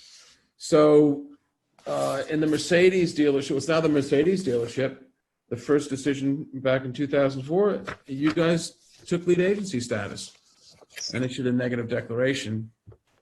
And then in the puppy manga, and that was decision number, I'm sorry, DO11443. The planning board, the zoning board took lead agency status, recognizing that the bulk Which one was that, John? Was that the 2018 one? No, that's the 2004 one, decision DO11443. That's the original one. Right, but not for the second one. Not for the second one. But then in the Puppy Mongo decision, which is, that's John Tortorella's, that's John Tortorella's parcel on either side of his car wash down in Hampton Bays. Because again, we're asking for, and we're granted relief for buildings in excess of 15,000 square feet, quite a bit of relief. And the board. Right, but just to be clear though, the one that you just read, the D011443, that right. Wasn't that just moving the zoning line? I'm just trying to bring it up now. I don't think that was the size of the building one. Relief, a rear transitional yard variance to allow a transitional yard of 30 feet. A variance of 5,000 square feet to allow a maximum floor area of 20,000 square feet. A variance of 25 feet to allow a traditional yard to 22 feet.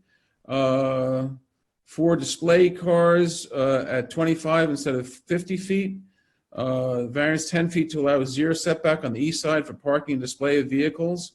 There were probably 5 or 6 variances granted on that decision. I'll send it to you. It's decision D011443. That's the first of what turned into the Mercedes, one in the Mercedes-Benz dealership, just west of the village. And then on decision D012323, this is John Tortorella's, one of his properties in Hampton Bays, the sort of fancifully named Puppy Mongo. I think the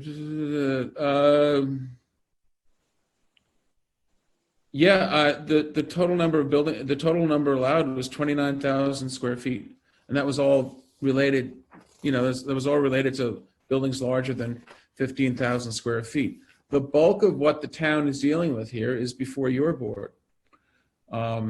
So, how do I say this? I'd rather have this board sort of get right, do the lead agency, take the lead agency status, do the seeker. You obviously have done it in the past. And the issues that you're dealing with are mostly variance issues, issues of precedent. You've allowed this in the past.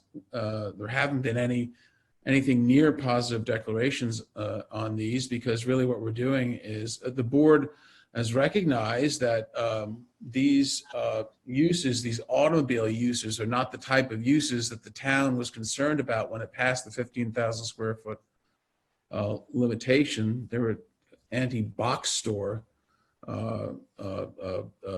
legislation is really what it is. So I know it's a hard ask because you guys don't like to do this stuff. You folks don't like to do this stuff, but I think it's going to help me just move it along. And most of the issues are variance issues. This is an already developed site plan. So why do we need the planning board to take lead agency status?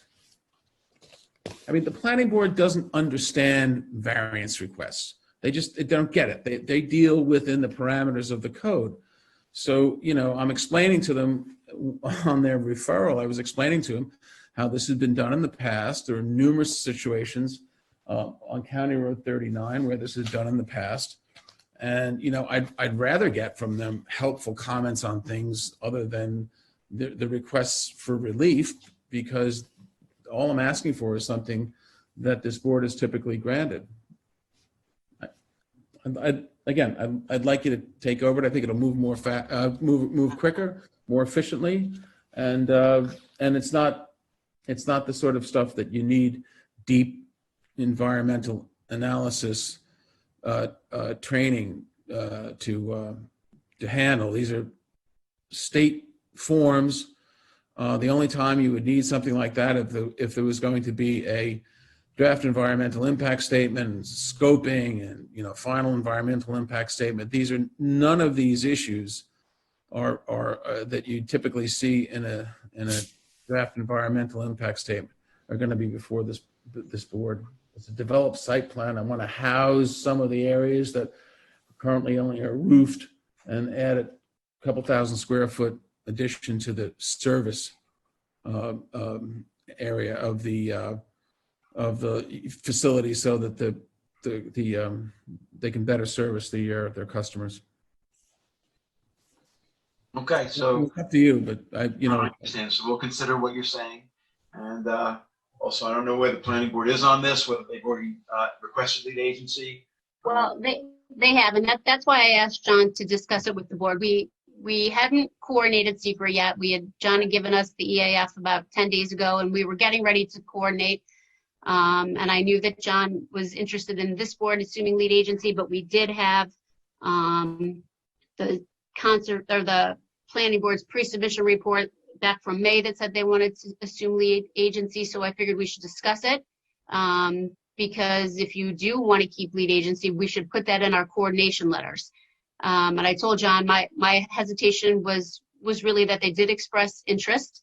It's certainly up to this board to assume lead agency, but if they decide that they want to, we could have a lead agency dispute, which could just take a little while to resolve. So I just thought we should talk about it on the record. Okay, so I'll just mention my general perspective of these things. First of all, I would like us to have some consistency as to when how we handle lead agency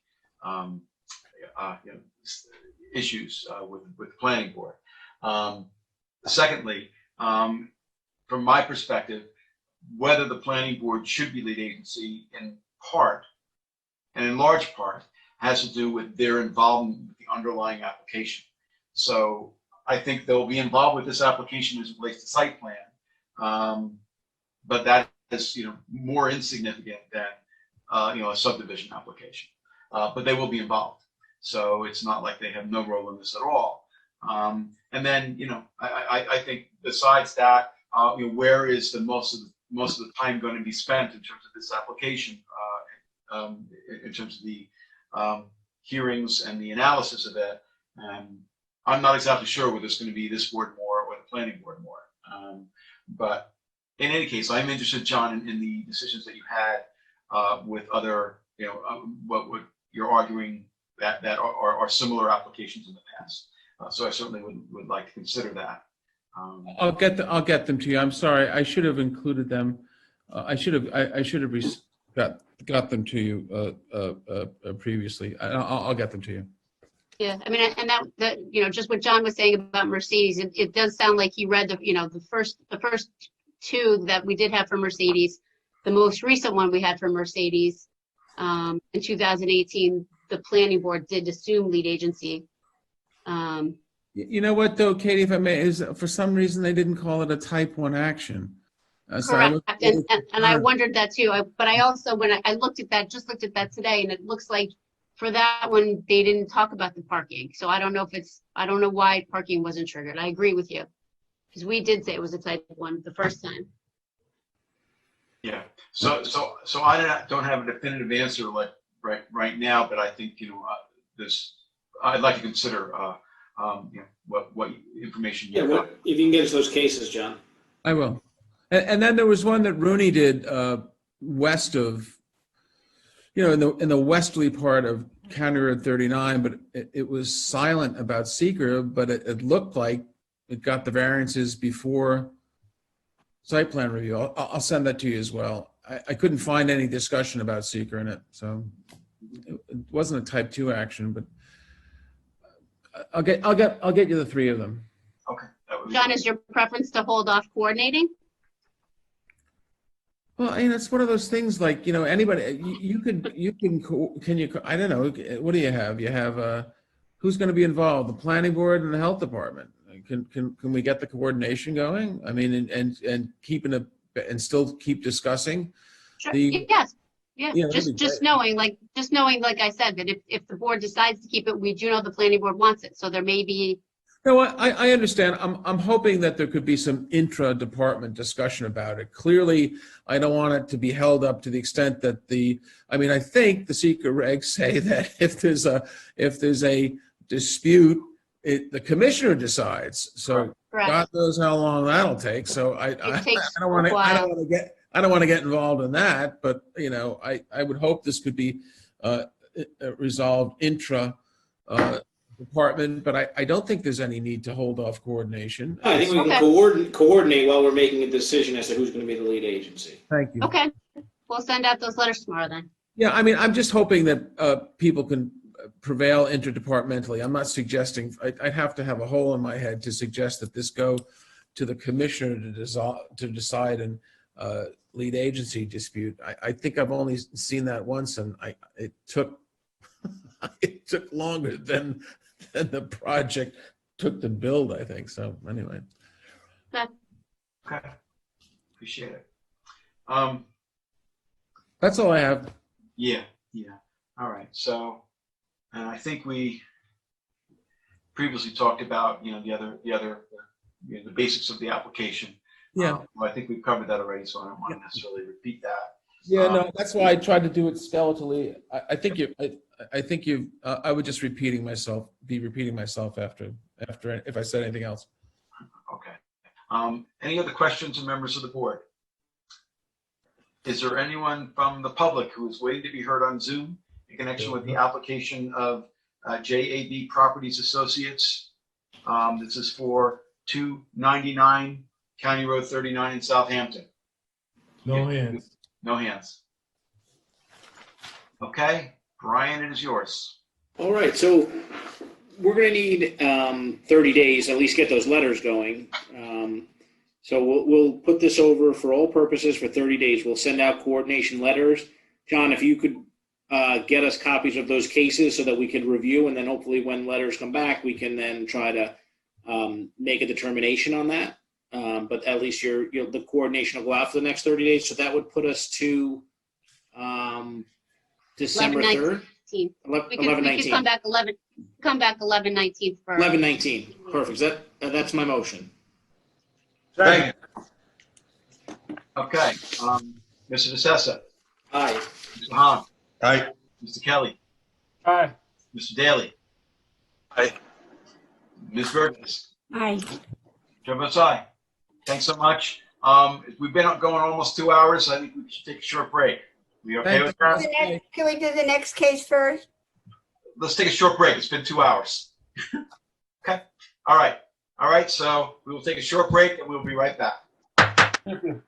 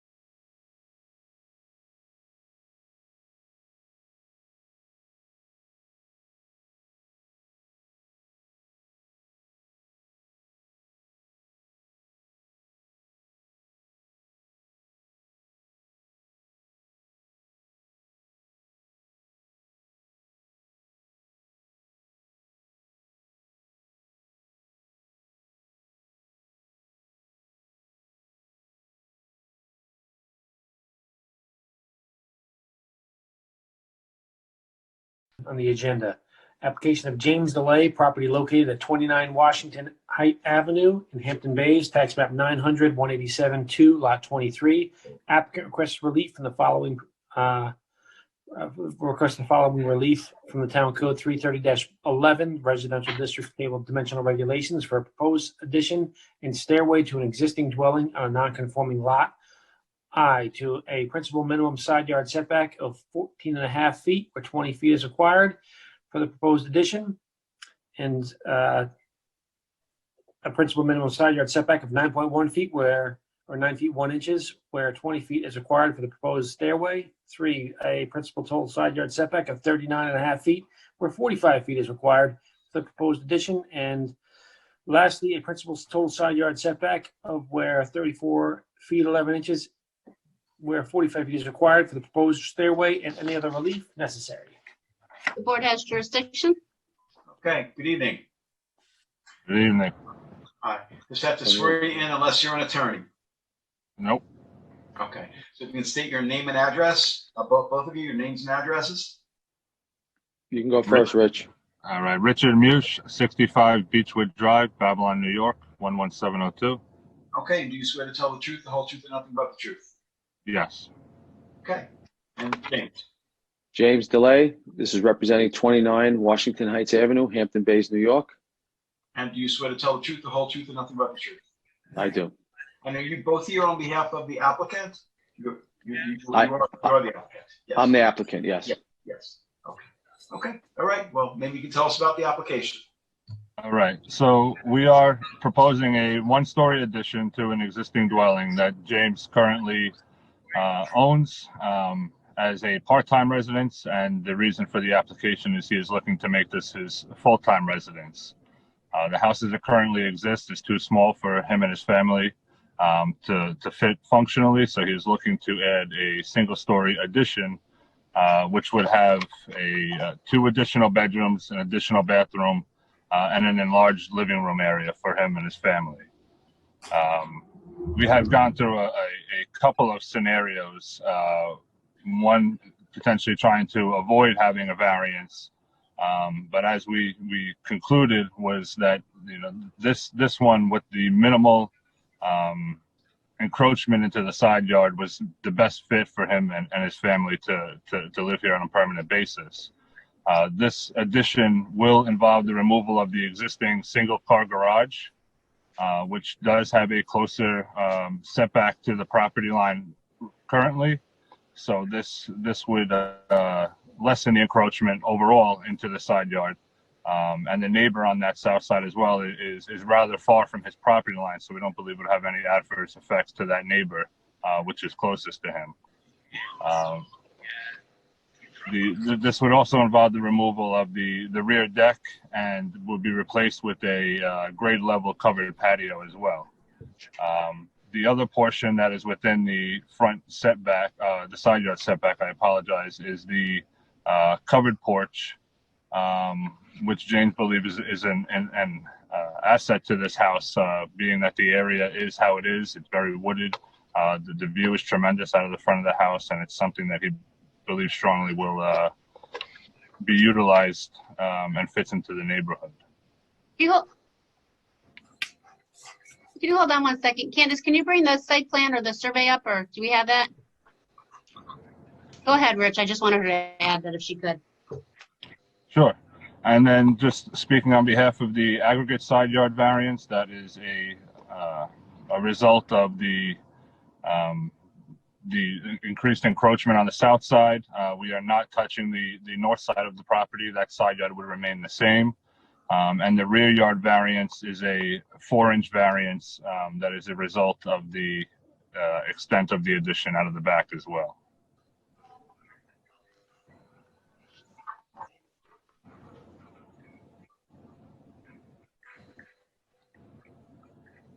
Okay.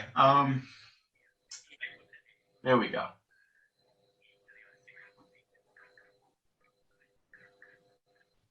So in my view, looking at the setback relief that's being proposed, I think it's generally pretty modest. So, I mean, we'll see if any of the neighbors have any concerns. I wanted to ask if you have heard from any of the neighbors. But, you know, just looking at it with the survey up, excuse me, I would think the only neighbor that really would have any significant impact from the proposed addition, at least, would be the neighbor to the south. Rich, have you heard from any of the neighbors? I have not. James, have you had any feedback from them? I have not heard from my neighbor on the south side at all. Have So you heard far. from any of the neighbors? No, not at all. Okay. All right. Okay. And maybe you can just tell us a little bit about, you know, the rationale for where the addition is to be located. Well, actually, we chose that side of the house for a few reasons. One, because that's where the existing living room is, and it would make an easy access into that new addition. Because if we went on the other side, we'd have to be going through a bedroom to access, because the kitchen's in the middle of the house in the back. So we would have to actually lose a bedroom to get to the new addition. So we didn't want to lose a bedroom. And also mainly because the noise that comes from 27, which cuts in on an angle, is very strong. So we figured by putting up the addition on that side, followed by the covered patio, it would give us a little bit of help from the noise and the traffic, especially, of course, on the weekends, you know, to and from on Friday and back on Sundays. So we figured by putting the extension on that side and then the covered patio would help us tremendously. So we're hoping. Okay. All right. I don't have any other questions. Are there questions of members of the board? No, I would like to see if anyone's here, but it does seem like a reasonable proposal. It was a good use of what was existing and making things work. So I do appreciate the effort that went into thinking of this. Thank you. All right. So is there anyone from the public who is waiting to be heard on Zoom this evening in connection with the application of delay for 29 Washington Heights Avenue in Hampton Bays? If you are waiting to be heard, this would be the time to let us know. I have no hands. No hands. Okay. All And right. there's also that building department note. Yep. Okay. Katie, can you read that note? Actually, I don't have it in front of me. Yeah. It's about the stairs. It says, a basement plan was not available at the time of this review. If the proposed stairway is required by law, the relief from Town Code 330-83D yards would be required. And that just talks about the stairway. So I guess the question is, can you submit a basement plan? Do you know if the stairs are required by law? I believe we did send a basement plan to Candace. It might have been after that comment was generated. Okay. Okay. We just want to make sure the building department is satisfied with whatever they Sure. Okay, so maybe you can just follow up about that. Will do. Okay, but otherwise, I think that's it. Helen, it is yours. Okay, I visited the property. Mr. DeLay, it looks very nice. Thank you. I was very impressed by everything, and I have no problem with it. And we'll close the public hearing, and we'll keep it open for written submissions till November 16th, and there'll be a written decision on December 3rd. And I wish you all the luck in Thank your you. Thank you very much. job there. Okay. Ms. Burgess. Aye. Mr. Hahn. Aye. Mr. Kelly. Aye. Mr. Daly. Aye. Mr. DeSessa. Aye. Chair votes aye. Thank you both for your comments tonight. Have a good rest of your evening. You too. Thank you very much. Take care.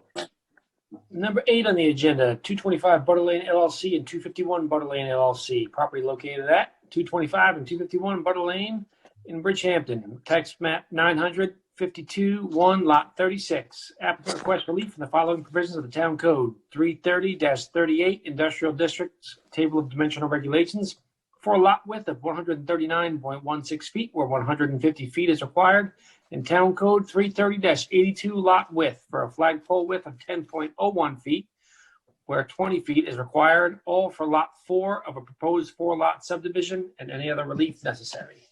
Board Brian has says I'm recusing myself from this application. Thank you, Katie. Katie, I'm going to The board mute has and jurisdiction. go off. Just please. Okay, all right. Good evening, Brian. Good evening, members of the board. Brian Locascio with the Adam Miller Group, 2462 Main Street, Bridgehampton, attorney for the applicant. As stated, we're here before you for a proposed 4-lot subdivision. The property is located on Butter Lane, currently consists of 2 lots, 225 and 251 Butter Lane. The property is located in the LI 40 zoning district. The proposed resulting lots are all in excess of the minimum 40,000 square feet. All of the relief requested before you has been consolidated to 1 lot with an attempt to create the lots fronting Butter Lane conforming, and also to allow the lots to be as deep as possible in an attempt to keep the improvements as far from the street as possible. This applicant has been before the planning board, has received a pre-application report. Of that, 2 conditions, one of which I'm here for, is the request of relief. We also need health department approval, which is pending.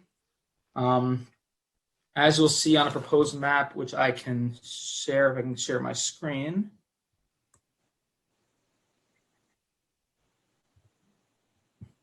One second, sorry. All right, did that work? Yep. All right, so here's the proposed site plan. As you can see, we have proposed a 20-foot wide access easement to essentially create the required 20-foot flag strip to lot 4. Given the width of the 3 front lots and the current location of the existing curb cut, this allowed us to keep essentially the same location of the existing driveway, and ultimately resulting in the required 20-foot flag while keeping the front yards of the 3 Butter Lane fronting lots all at least 150 feet in width. That's that. Lot is currently improved by a 2-story barn. That barn will be removed. This property is located in the Aquifer Overlay District and the New York State Archaeological Sensitive Overlay District, so it is an unrestricted application.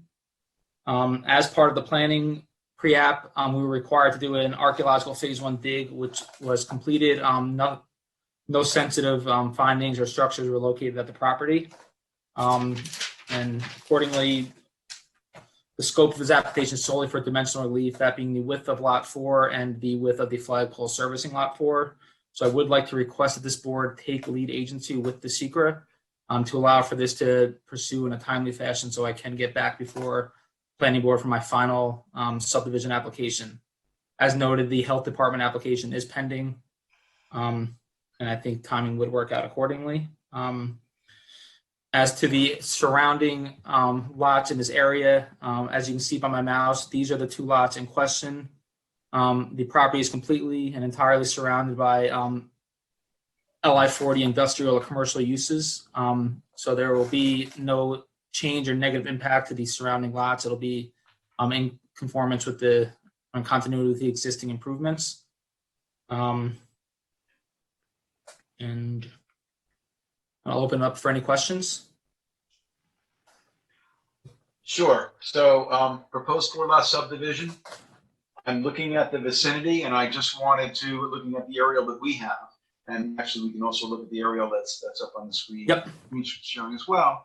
And what you can see is that there are lots across the street that are, I think, probably similar in size to what's being proposed. And then there are some that are bigger, adjacent on the same side of the street. But in any case, I think what we're talking about is something that overall will fit into the character of the community.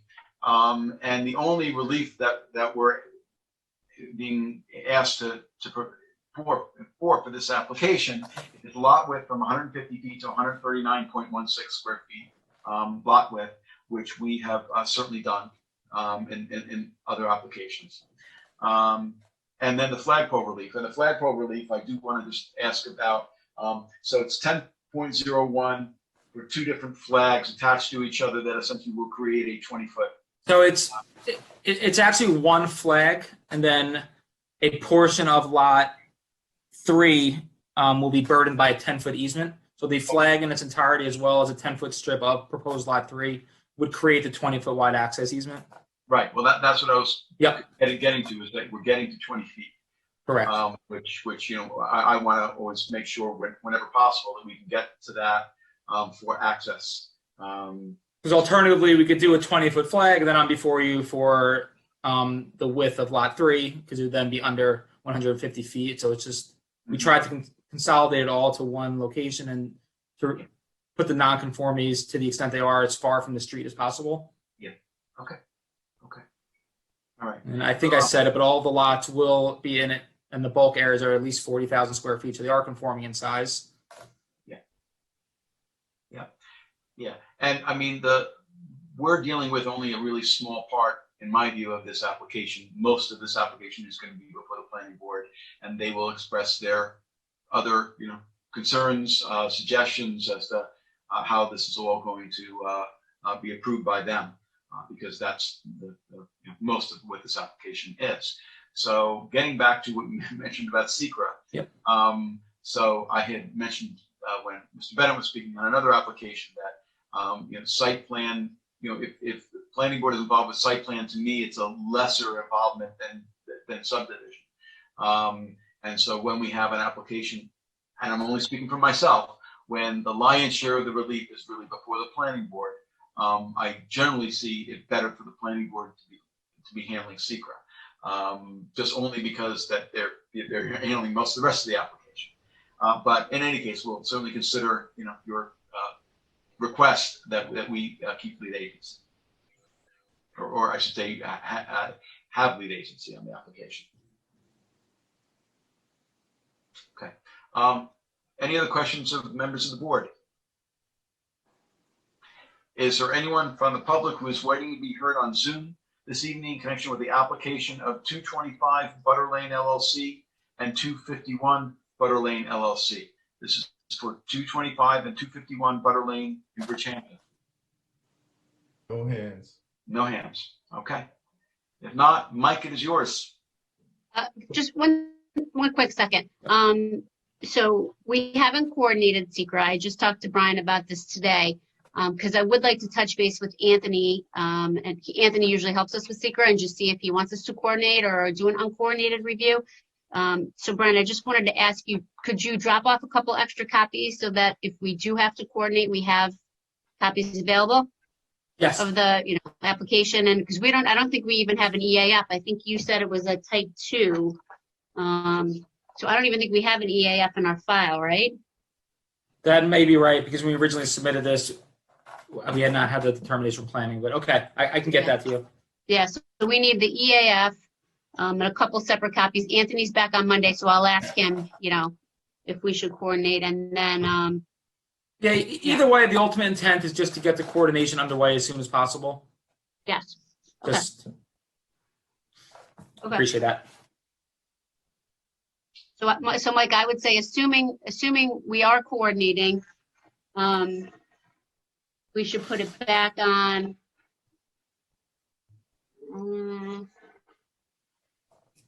We should put it back on for the first meeting of December. Because if, we need 30 days for lead agency, Monday is the 19th. So unless we got it in the mail on Monday, there wouldn't be 30 days. So put it back on for December 3rd. If we've coordinated by then, hopefully, we can do lead agency and maybe just, have a secret determination. And then if Anthony thinks we didn't need to coordinate, then it'll just be over. Okay. Okay? So it's December 3rd. Adjourn for all purposes till December 3rd. That's your motion. Yes. Okay. All right. Do we have a second on the motion? Second. Mr. Daly? Aye. Ms. Burgess? Aye. Mr. Kelly? Aye. Mr. Hahn? Aye. Mr.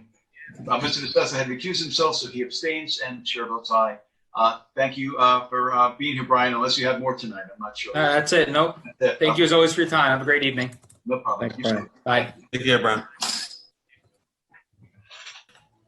Okay, number 9 on the agenda, the application of Lisa Pirellini, Property of 17B Sunning Hill Road, North Sea. Applicant requests tax map 900-45-2, lot 58.3. Applicant requests relief from the following provisions of the town code. 1, for proposed swimming pool, 330-11 residential districts, table of dimensional regulations, for an accessory side yard setback of 23.8 feet where 50 feet is required, and 330-76D placement of accessory building structures and uses in all districts, and 330-83C yards to allow this proposed swimming pool to be located within the required side yard and total side yard of the principal building. And 2, to legalize the construction of a deck attached to the dwelling without the benefit of a building permit.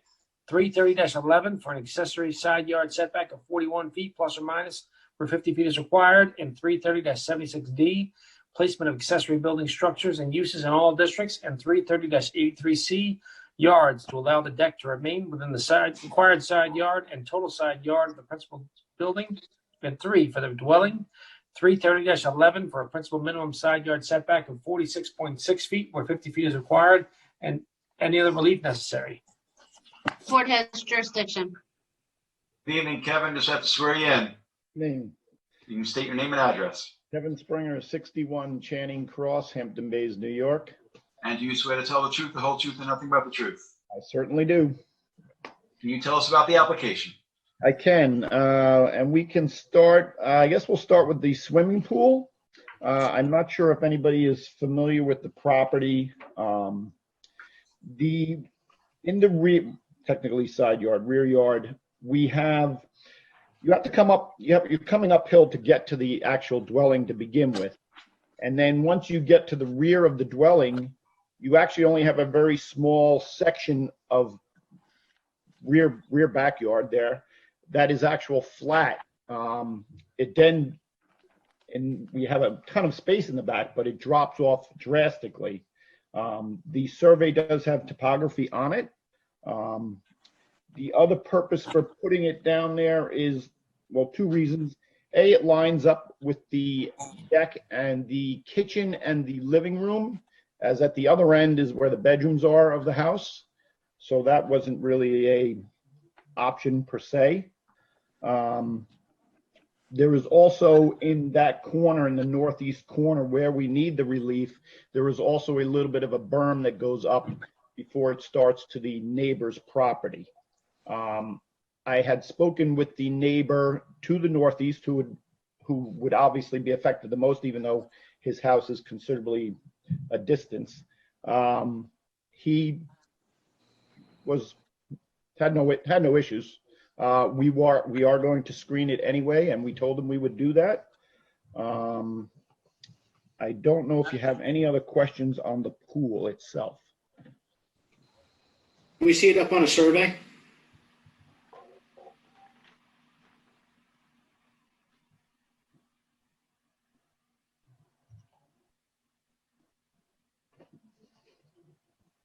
Candace, can you, Kevin, do you have one? Or you want me to show it?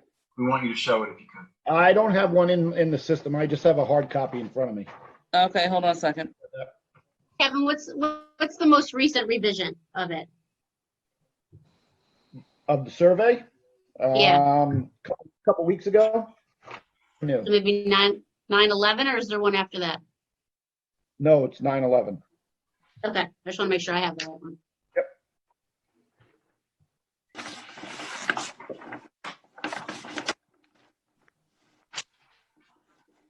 Oh, so you don't have the one with the topography though? No. Well, in this, right where this, well, scroll back down a little bit, Candace, so I can get to the, literally right here in this area. You gotta keep it still. Come back down a little bit if you can. There you go. All right. Where it says the approximate water line, which is also another issue, and we also have a well back there. If you look in that far top left-hand corner, right there, the property starts to drop off considerably. This is about, even if we went a few feet to the left for the pool, we don't have much room to play with over there. This is about the flat. And there is, where it says the edge of clearing, this is actually the beginning of a little bit of a berm. And then the other on the right-hand corner. But other than that, Do you have pictures of that? Just because it would make sense to put it on the other side of the water line and not need relief. I can get you pictures of over here. But there's no way to get it over here. That's the problem. I also can drop off a topography map, but the pictures would show it better, which I have no problem with. That would show you really, to give you the best idea of how it drops off. And it's considerably, it starts at about, and I'll tell you, according to here, it's 108 at the pool. And then when you go to just past the water line, it goes to 102. So it's already a 6 foot. So right up in here it's 6 foot. It's a 6 foot drop off already. And then it goes back down and it just keeps going down into a like a little valley there. It's just hard because it looks like they graded out the whole backyard based on GIS aerials. So I think I would just want to see a little more as to why we wouldn't put it on the other side of the water line and not need a variance. It's a big lot. Here is the kitchen and this living room is here. So this is where most of the activity is. Oh, we lost it. That's where most of the activity is in the house. And there's sliders to actually get down to that deck, which would then, the deck is, which I will say this with the deck is not completely built without a building permit. The original was on an angle and it didn't need relief. That was with the original dwelling. So that just done recently, which when I was there one day, it wasn't squared off. And then when I went back to stake the pool out again, it was there. So I told them that, you're not allowed to do that. So yeah, this is the main living area is all on this end of the house. So to put it down here, you're going to come down. There's no deck. There's, and then like I said, I'll get you the pictures. You can see all the way, all in here. I get you have the deck that's coming off, but it just seems, you have a 5.5 acre piece of property. So that's just my concern that there's a lot of land. We're also not allowed to, we're almost at our clearing limits already. So that's another issue. We are at, we can only do 15% of the bulk lot area. And correct. With the proposed, we'll be at 14.79, almost 14.8. So that's the other issue. And this has been cleared back here since I'm on an aerial from 2003, I think, or 96. I forget which one it is. And that's when it was cleared. There's been no more clearing because there's really been no need to. That's basically it, unless you have any other question on that. Didn't they used to have a pool on the side of the house? No. There's no pool, no CO for a pool, never had a pool. There's only actually one CO in the entire house, which is from when it was built in 95. It's a one-family dwelling, garage, porch, and deck. So Kevin, you had mentioned about the wood deck. All of a sudden you had gone there and it got expanded. If you see where the 44.8 is, and then you have the line going straight up and down, that little piece, that was actually on an angle. The deck in the aerials, Adam, complies to the setback. They just built the extra deck without a permit. Yes. Because that's the original deck that was with the house. So who did this work on the deck? The owner's brother, not knowing. They are of Malaysian descent, and some of them do not speak very well English.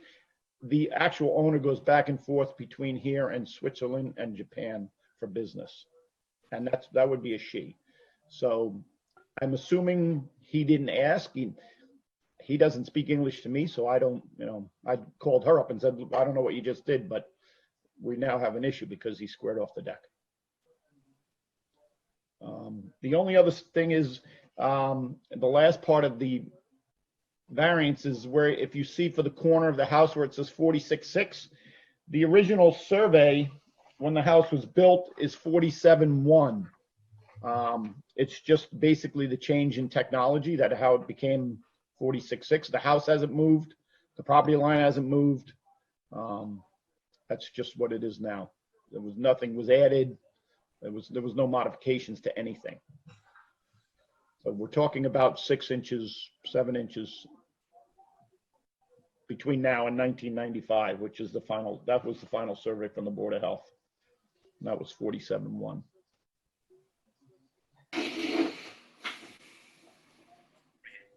And then I have in my notes from the original application, a measurement of 50 feet to 41 feet. And I couldn't find it on the survey. I'm not sure what that's for, to be honest with you. Accessory side yard setback, 50 feet. It's advertised that way. It is. So what's Maybe the it's setback incorrect. to the deck? Yep. Yeah. Well, in any case, if you, Kevin, if you need that relief for that this accessory side yard setback, we need it to be shown on the survey. It's probably 44.8, I think, right? That sounds about right. Oh, okay. Well, if it's what's already on the survey instead of the 41 feet, that's fine, as long as we have the correct measurements. That's fine. Mr. Grossman, can we tell Kevin about the comments from Marjorie? Sure. Marjorie Riley. From the building department. Yes, building department. Yep. I have not seen them, so. Okay, so here's what we got. Never a dull moment. So it's Marjorie Riley, building inspector. Comments. The survey shall be revised to indicate the setback from the northeast corner of the dwelling to the side property line. That's number one. Number two, the gazebo located on the east side of the property does not benefit from a certificate of occupancy or certificate of compliance. Therefore, the gazebo shall be removed or relocated. The gazebo has been removed. Okay. And three, ZBA decision number 9708 dated September 21st, 1995, granted a side yard variance to allow the dwelling to remain as constructed 47.1 feet from the required side yard. However, the current survey shows the dwelling located at 46.6 feet from the easterly property line, which I think, Kevin, you went over.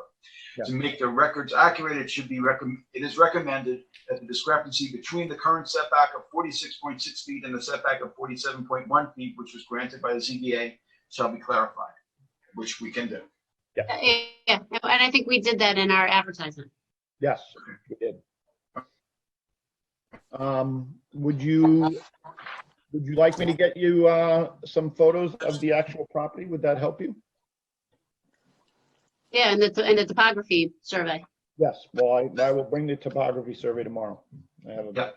That'll be helpful. Yep. Okay. And also, Kevin, wanted to ask whether you've heard from any of the neighbors. I think you mentioned something about one of the neighbors. I only spoke to the one in the beginning, and that was actually before we even did the mailing, only because there was an issue with, he had a little bit of a retaining wall on our property, which I'm assuming is why he didn't really have a problem with the pool. But other than that, no, and I've sent out, I've already received 8 of the 10 cards sent out, and I have not heard from one person. Okay, very good. It's a lot of the lots are very big, so the distance between the dwellings is rather large in most of the areas. Okay. Also extremely wooded. Yeah. So I also just want to get back to Brian, your comment about the pool. Maybe that it should conforming location for the pool. So. I mean, it's, yeah, I don't know if it's one. I just have a challenge when, I mean, maybe the pictures, I'm open to see the topography, but, you know, when there's a conforming location for the same size pool that the applicant seeks, I don't know why we would grant the variance, unless there's other circumstances that we haven't been presented with yet. I can show you the pictures. Okay. So that'll speak best to the actual whole issue.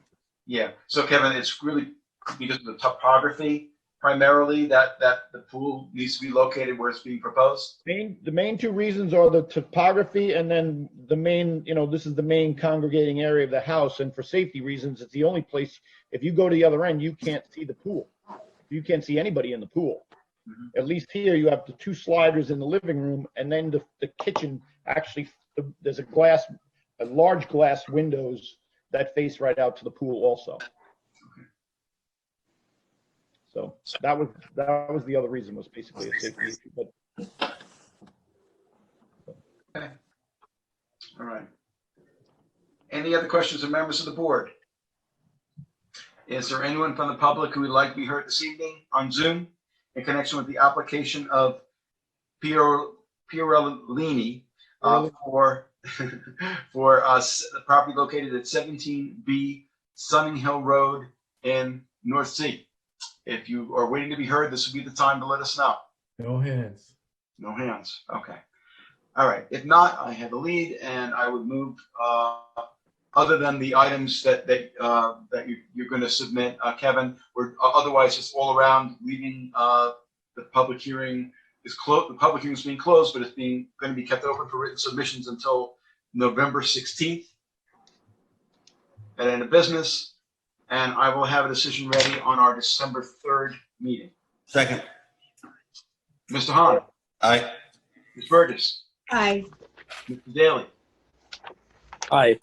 Mr. Kelly. Aye. Mr. DeSessa. Aye. Good time. Thank you so much. Have a good rest of your night. thank you all. Have a good night. Thank you, Kevin. Thank you. Item 10 on our agenda, Joseph J. Hancock, property at 22 Squiretown Road in Hampton Bays, tax map 900-226-2, lot 10.2. Applicant appeals the decision of the principal building inspector as provided in Town Code 33165A, appeals on interpretation of zoning law and map in that the proposed garage is not a subordinate or incidental building because of its size in proportion to the main dwelling and its use. In addition, applicant requests relief from Town Code 330-84D, pyramid height, for an encroachment in the amount of 1,690 cubic feet for a proposed attached garage on a non-conforming lot and any other relief necessary. This one's just a holdover. So I didn't need to read that. That's okay. Well, now we know. Now we know. Thank you, Cornelius. At least I was on that one. Okay, go ahead. Yep. Okay. So we are back on. I think I previously swore you in, so if you can pretty much just state your name, we're good. My name is Yu Liu. I'm the architect for the project, and this is Joseph Hancock, and he is the owner for this project. Okay. All right. And was the owner previously sworn in? Yes, he was. Okay. Okay. Excellent. Okay. So if you can give us an update. Yeah. Could I do a share screen? Yeah. Okay. I'm gonna do share screen.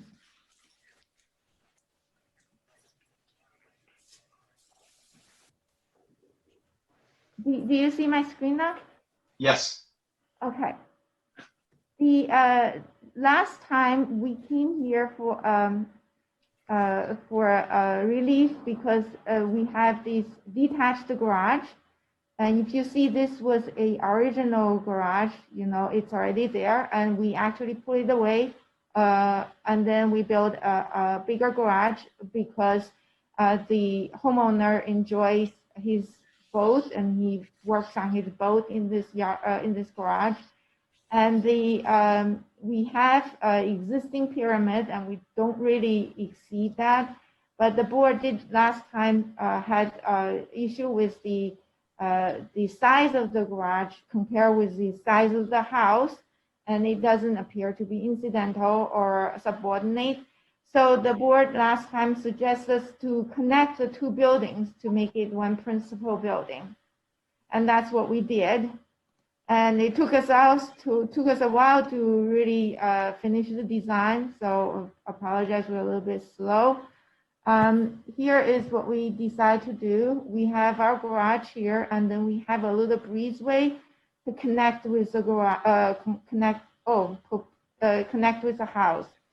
And what we need to do now is actually we need a principal side yard setback now because it's become a connected building.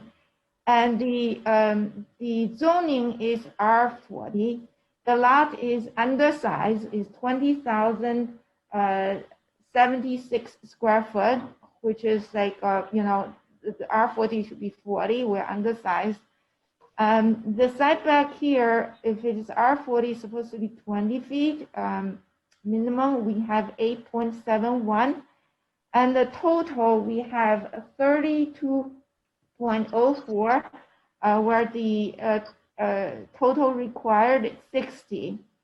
But as I said, it's a undersized lot. We have only 90 feet of frontage, 60 feet of a total side yard. You only be left with 30 feet. So so that's the relief we are seeking now, and we still have the pyramid relief that we're seeking, but the pyramid is the relief we're asking for is actually smaller than it is currently occurring.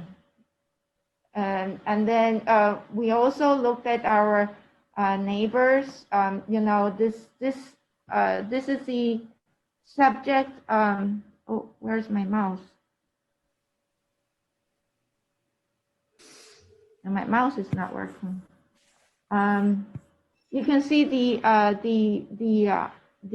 outline of this house, and you can see to the neighbor to the north is 24 square town, and you can see they're actually narrower than our lot, and they are all less than, a lot of the area is less than 20 feet to the property line.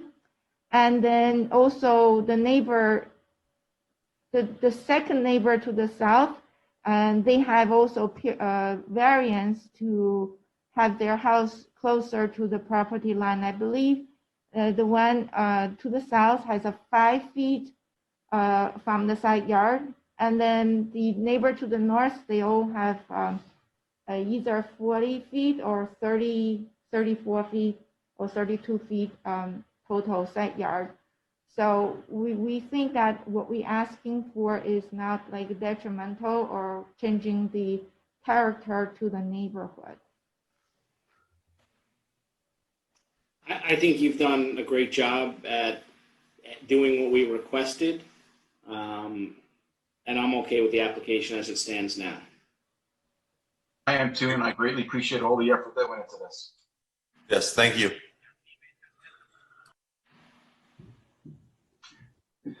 So we still have to see whether there are any, you know, neighbors that are have any concerns. But other than that, I'm not sure whether there are any other board comments.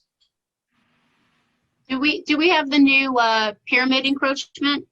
Yes, we have it. It's actually smaller than the actual occurring right now. So total proposed is 18.5. The existing is 16.90.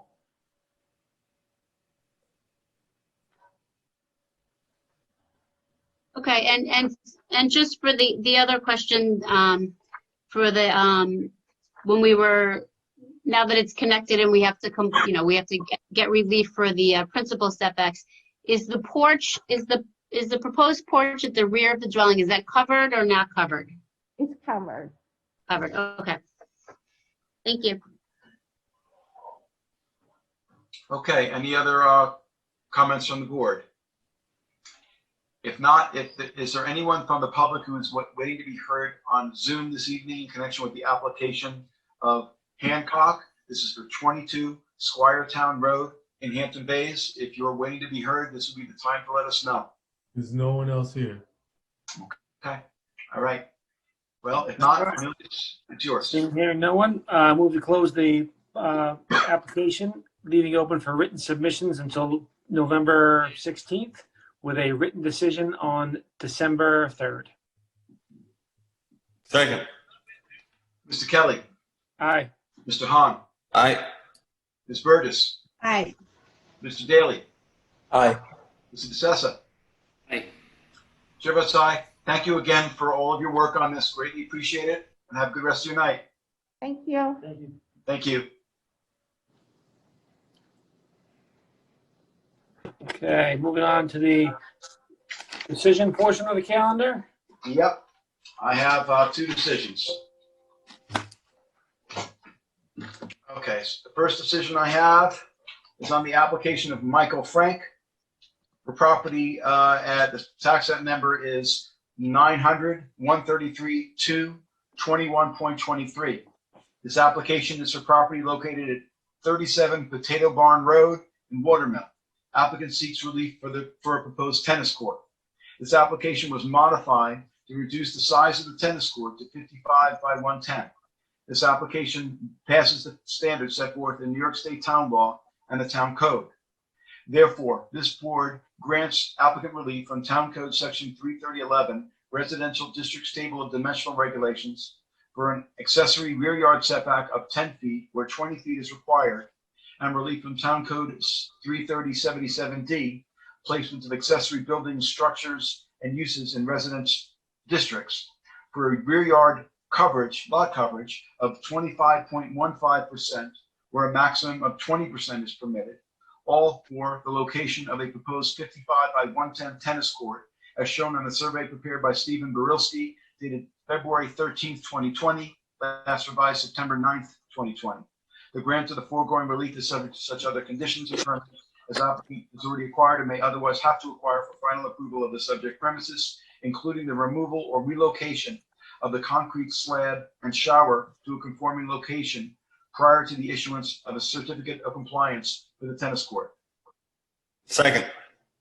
Mr. Hahn. Aye. Mr. Kelly. Aye. Ms. Burgess. Aye. Mr. Daly. Aye. Mr. DeSessa. Recuse myself on that application. And chair votes aye. And the other decision I have is on the application of 1206 Flying Point Road, Suffolk County Tax Map number 900-179-121. This application is for property located at 1215 Flying Point Road.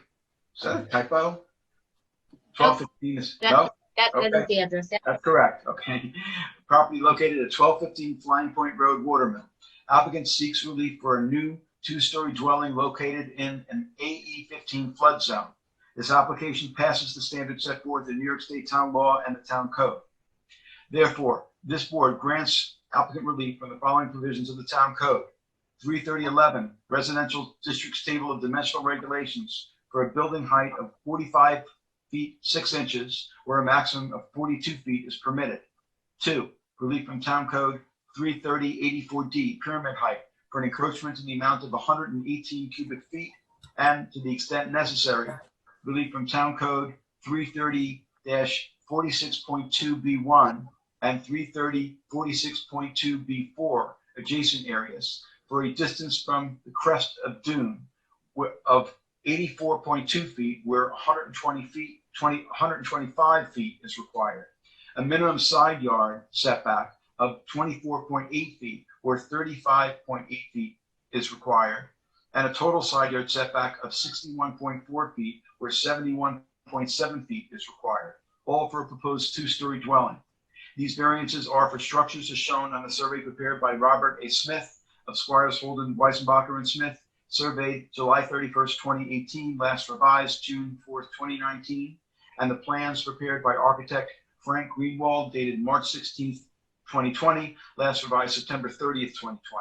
Grant of the foregoing relief is subject to such other conditions and permits as applicant has already acquired or may have to acquire for final approval, including the submission and implementation of a revegetation plan as may be required by the Town Code.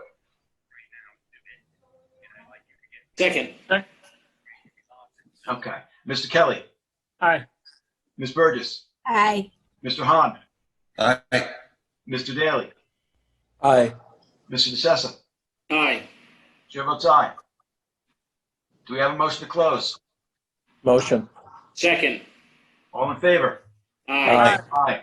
Aye. We are closed. Have a good night, everybody.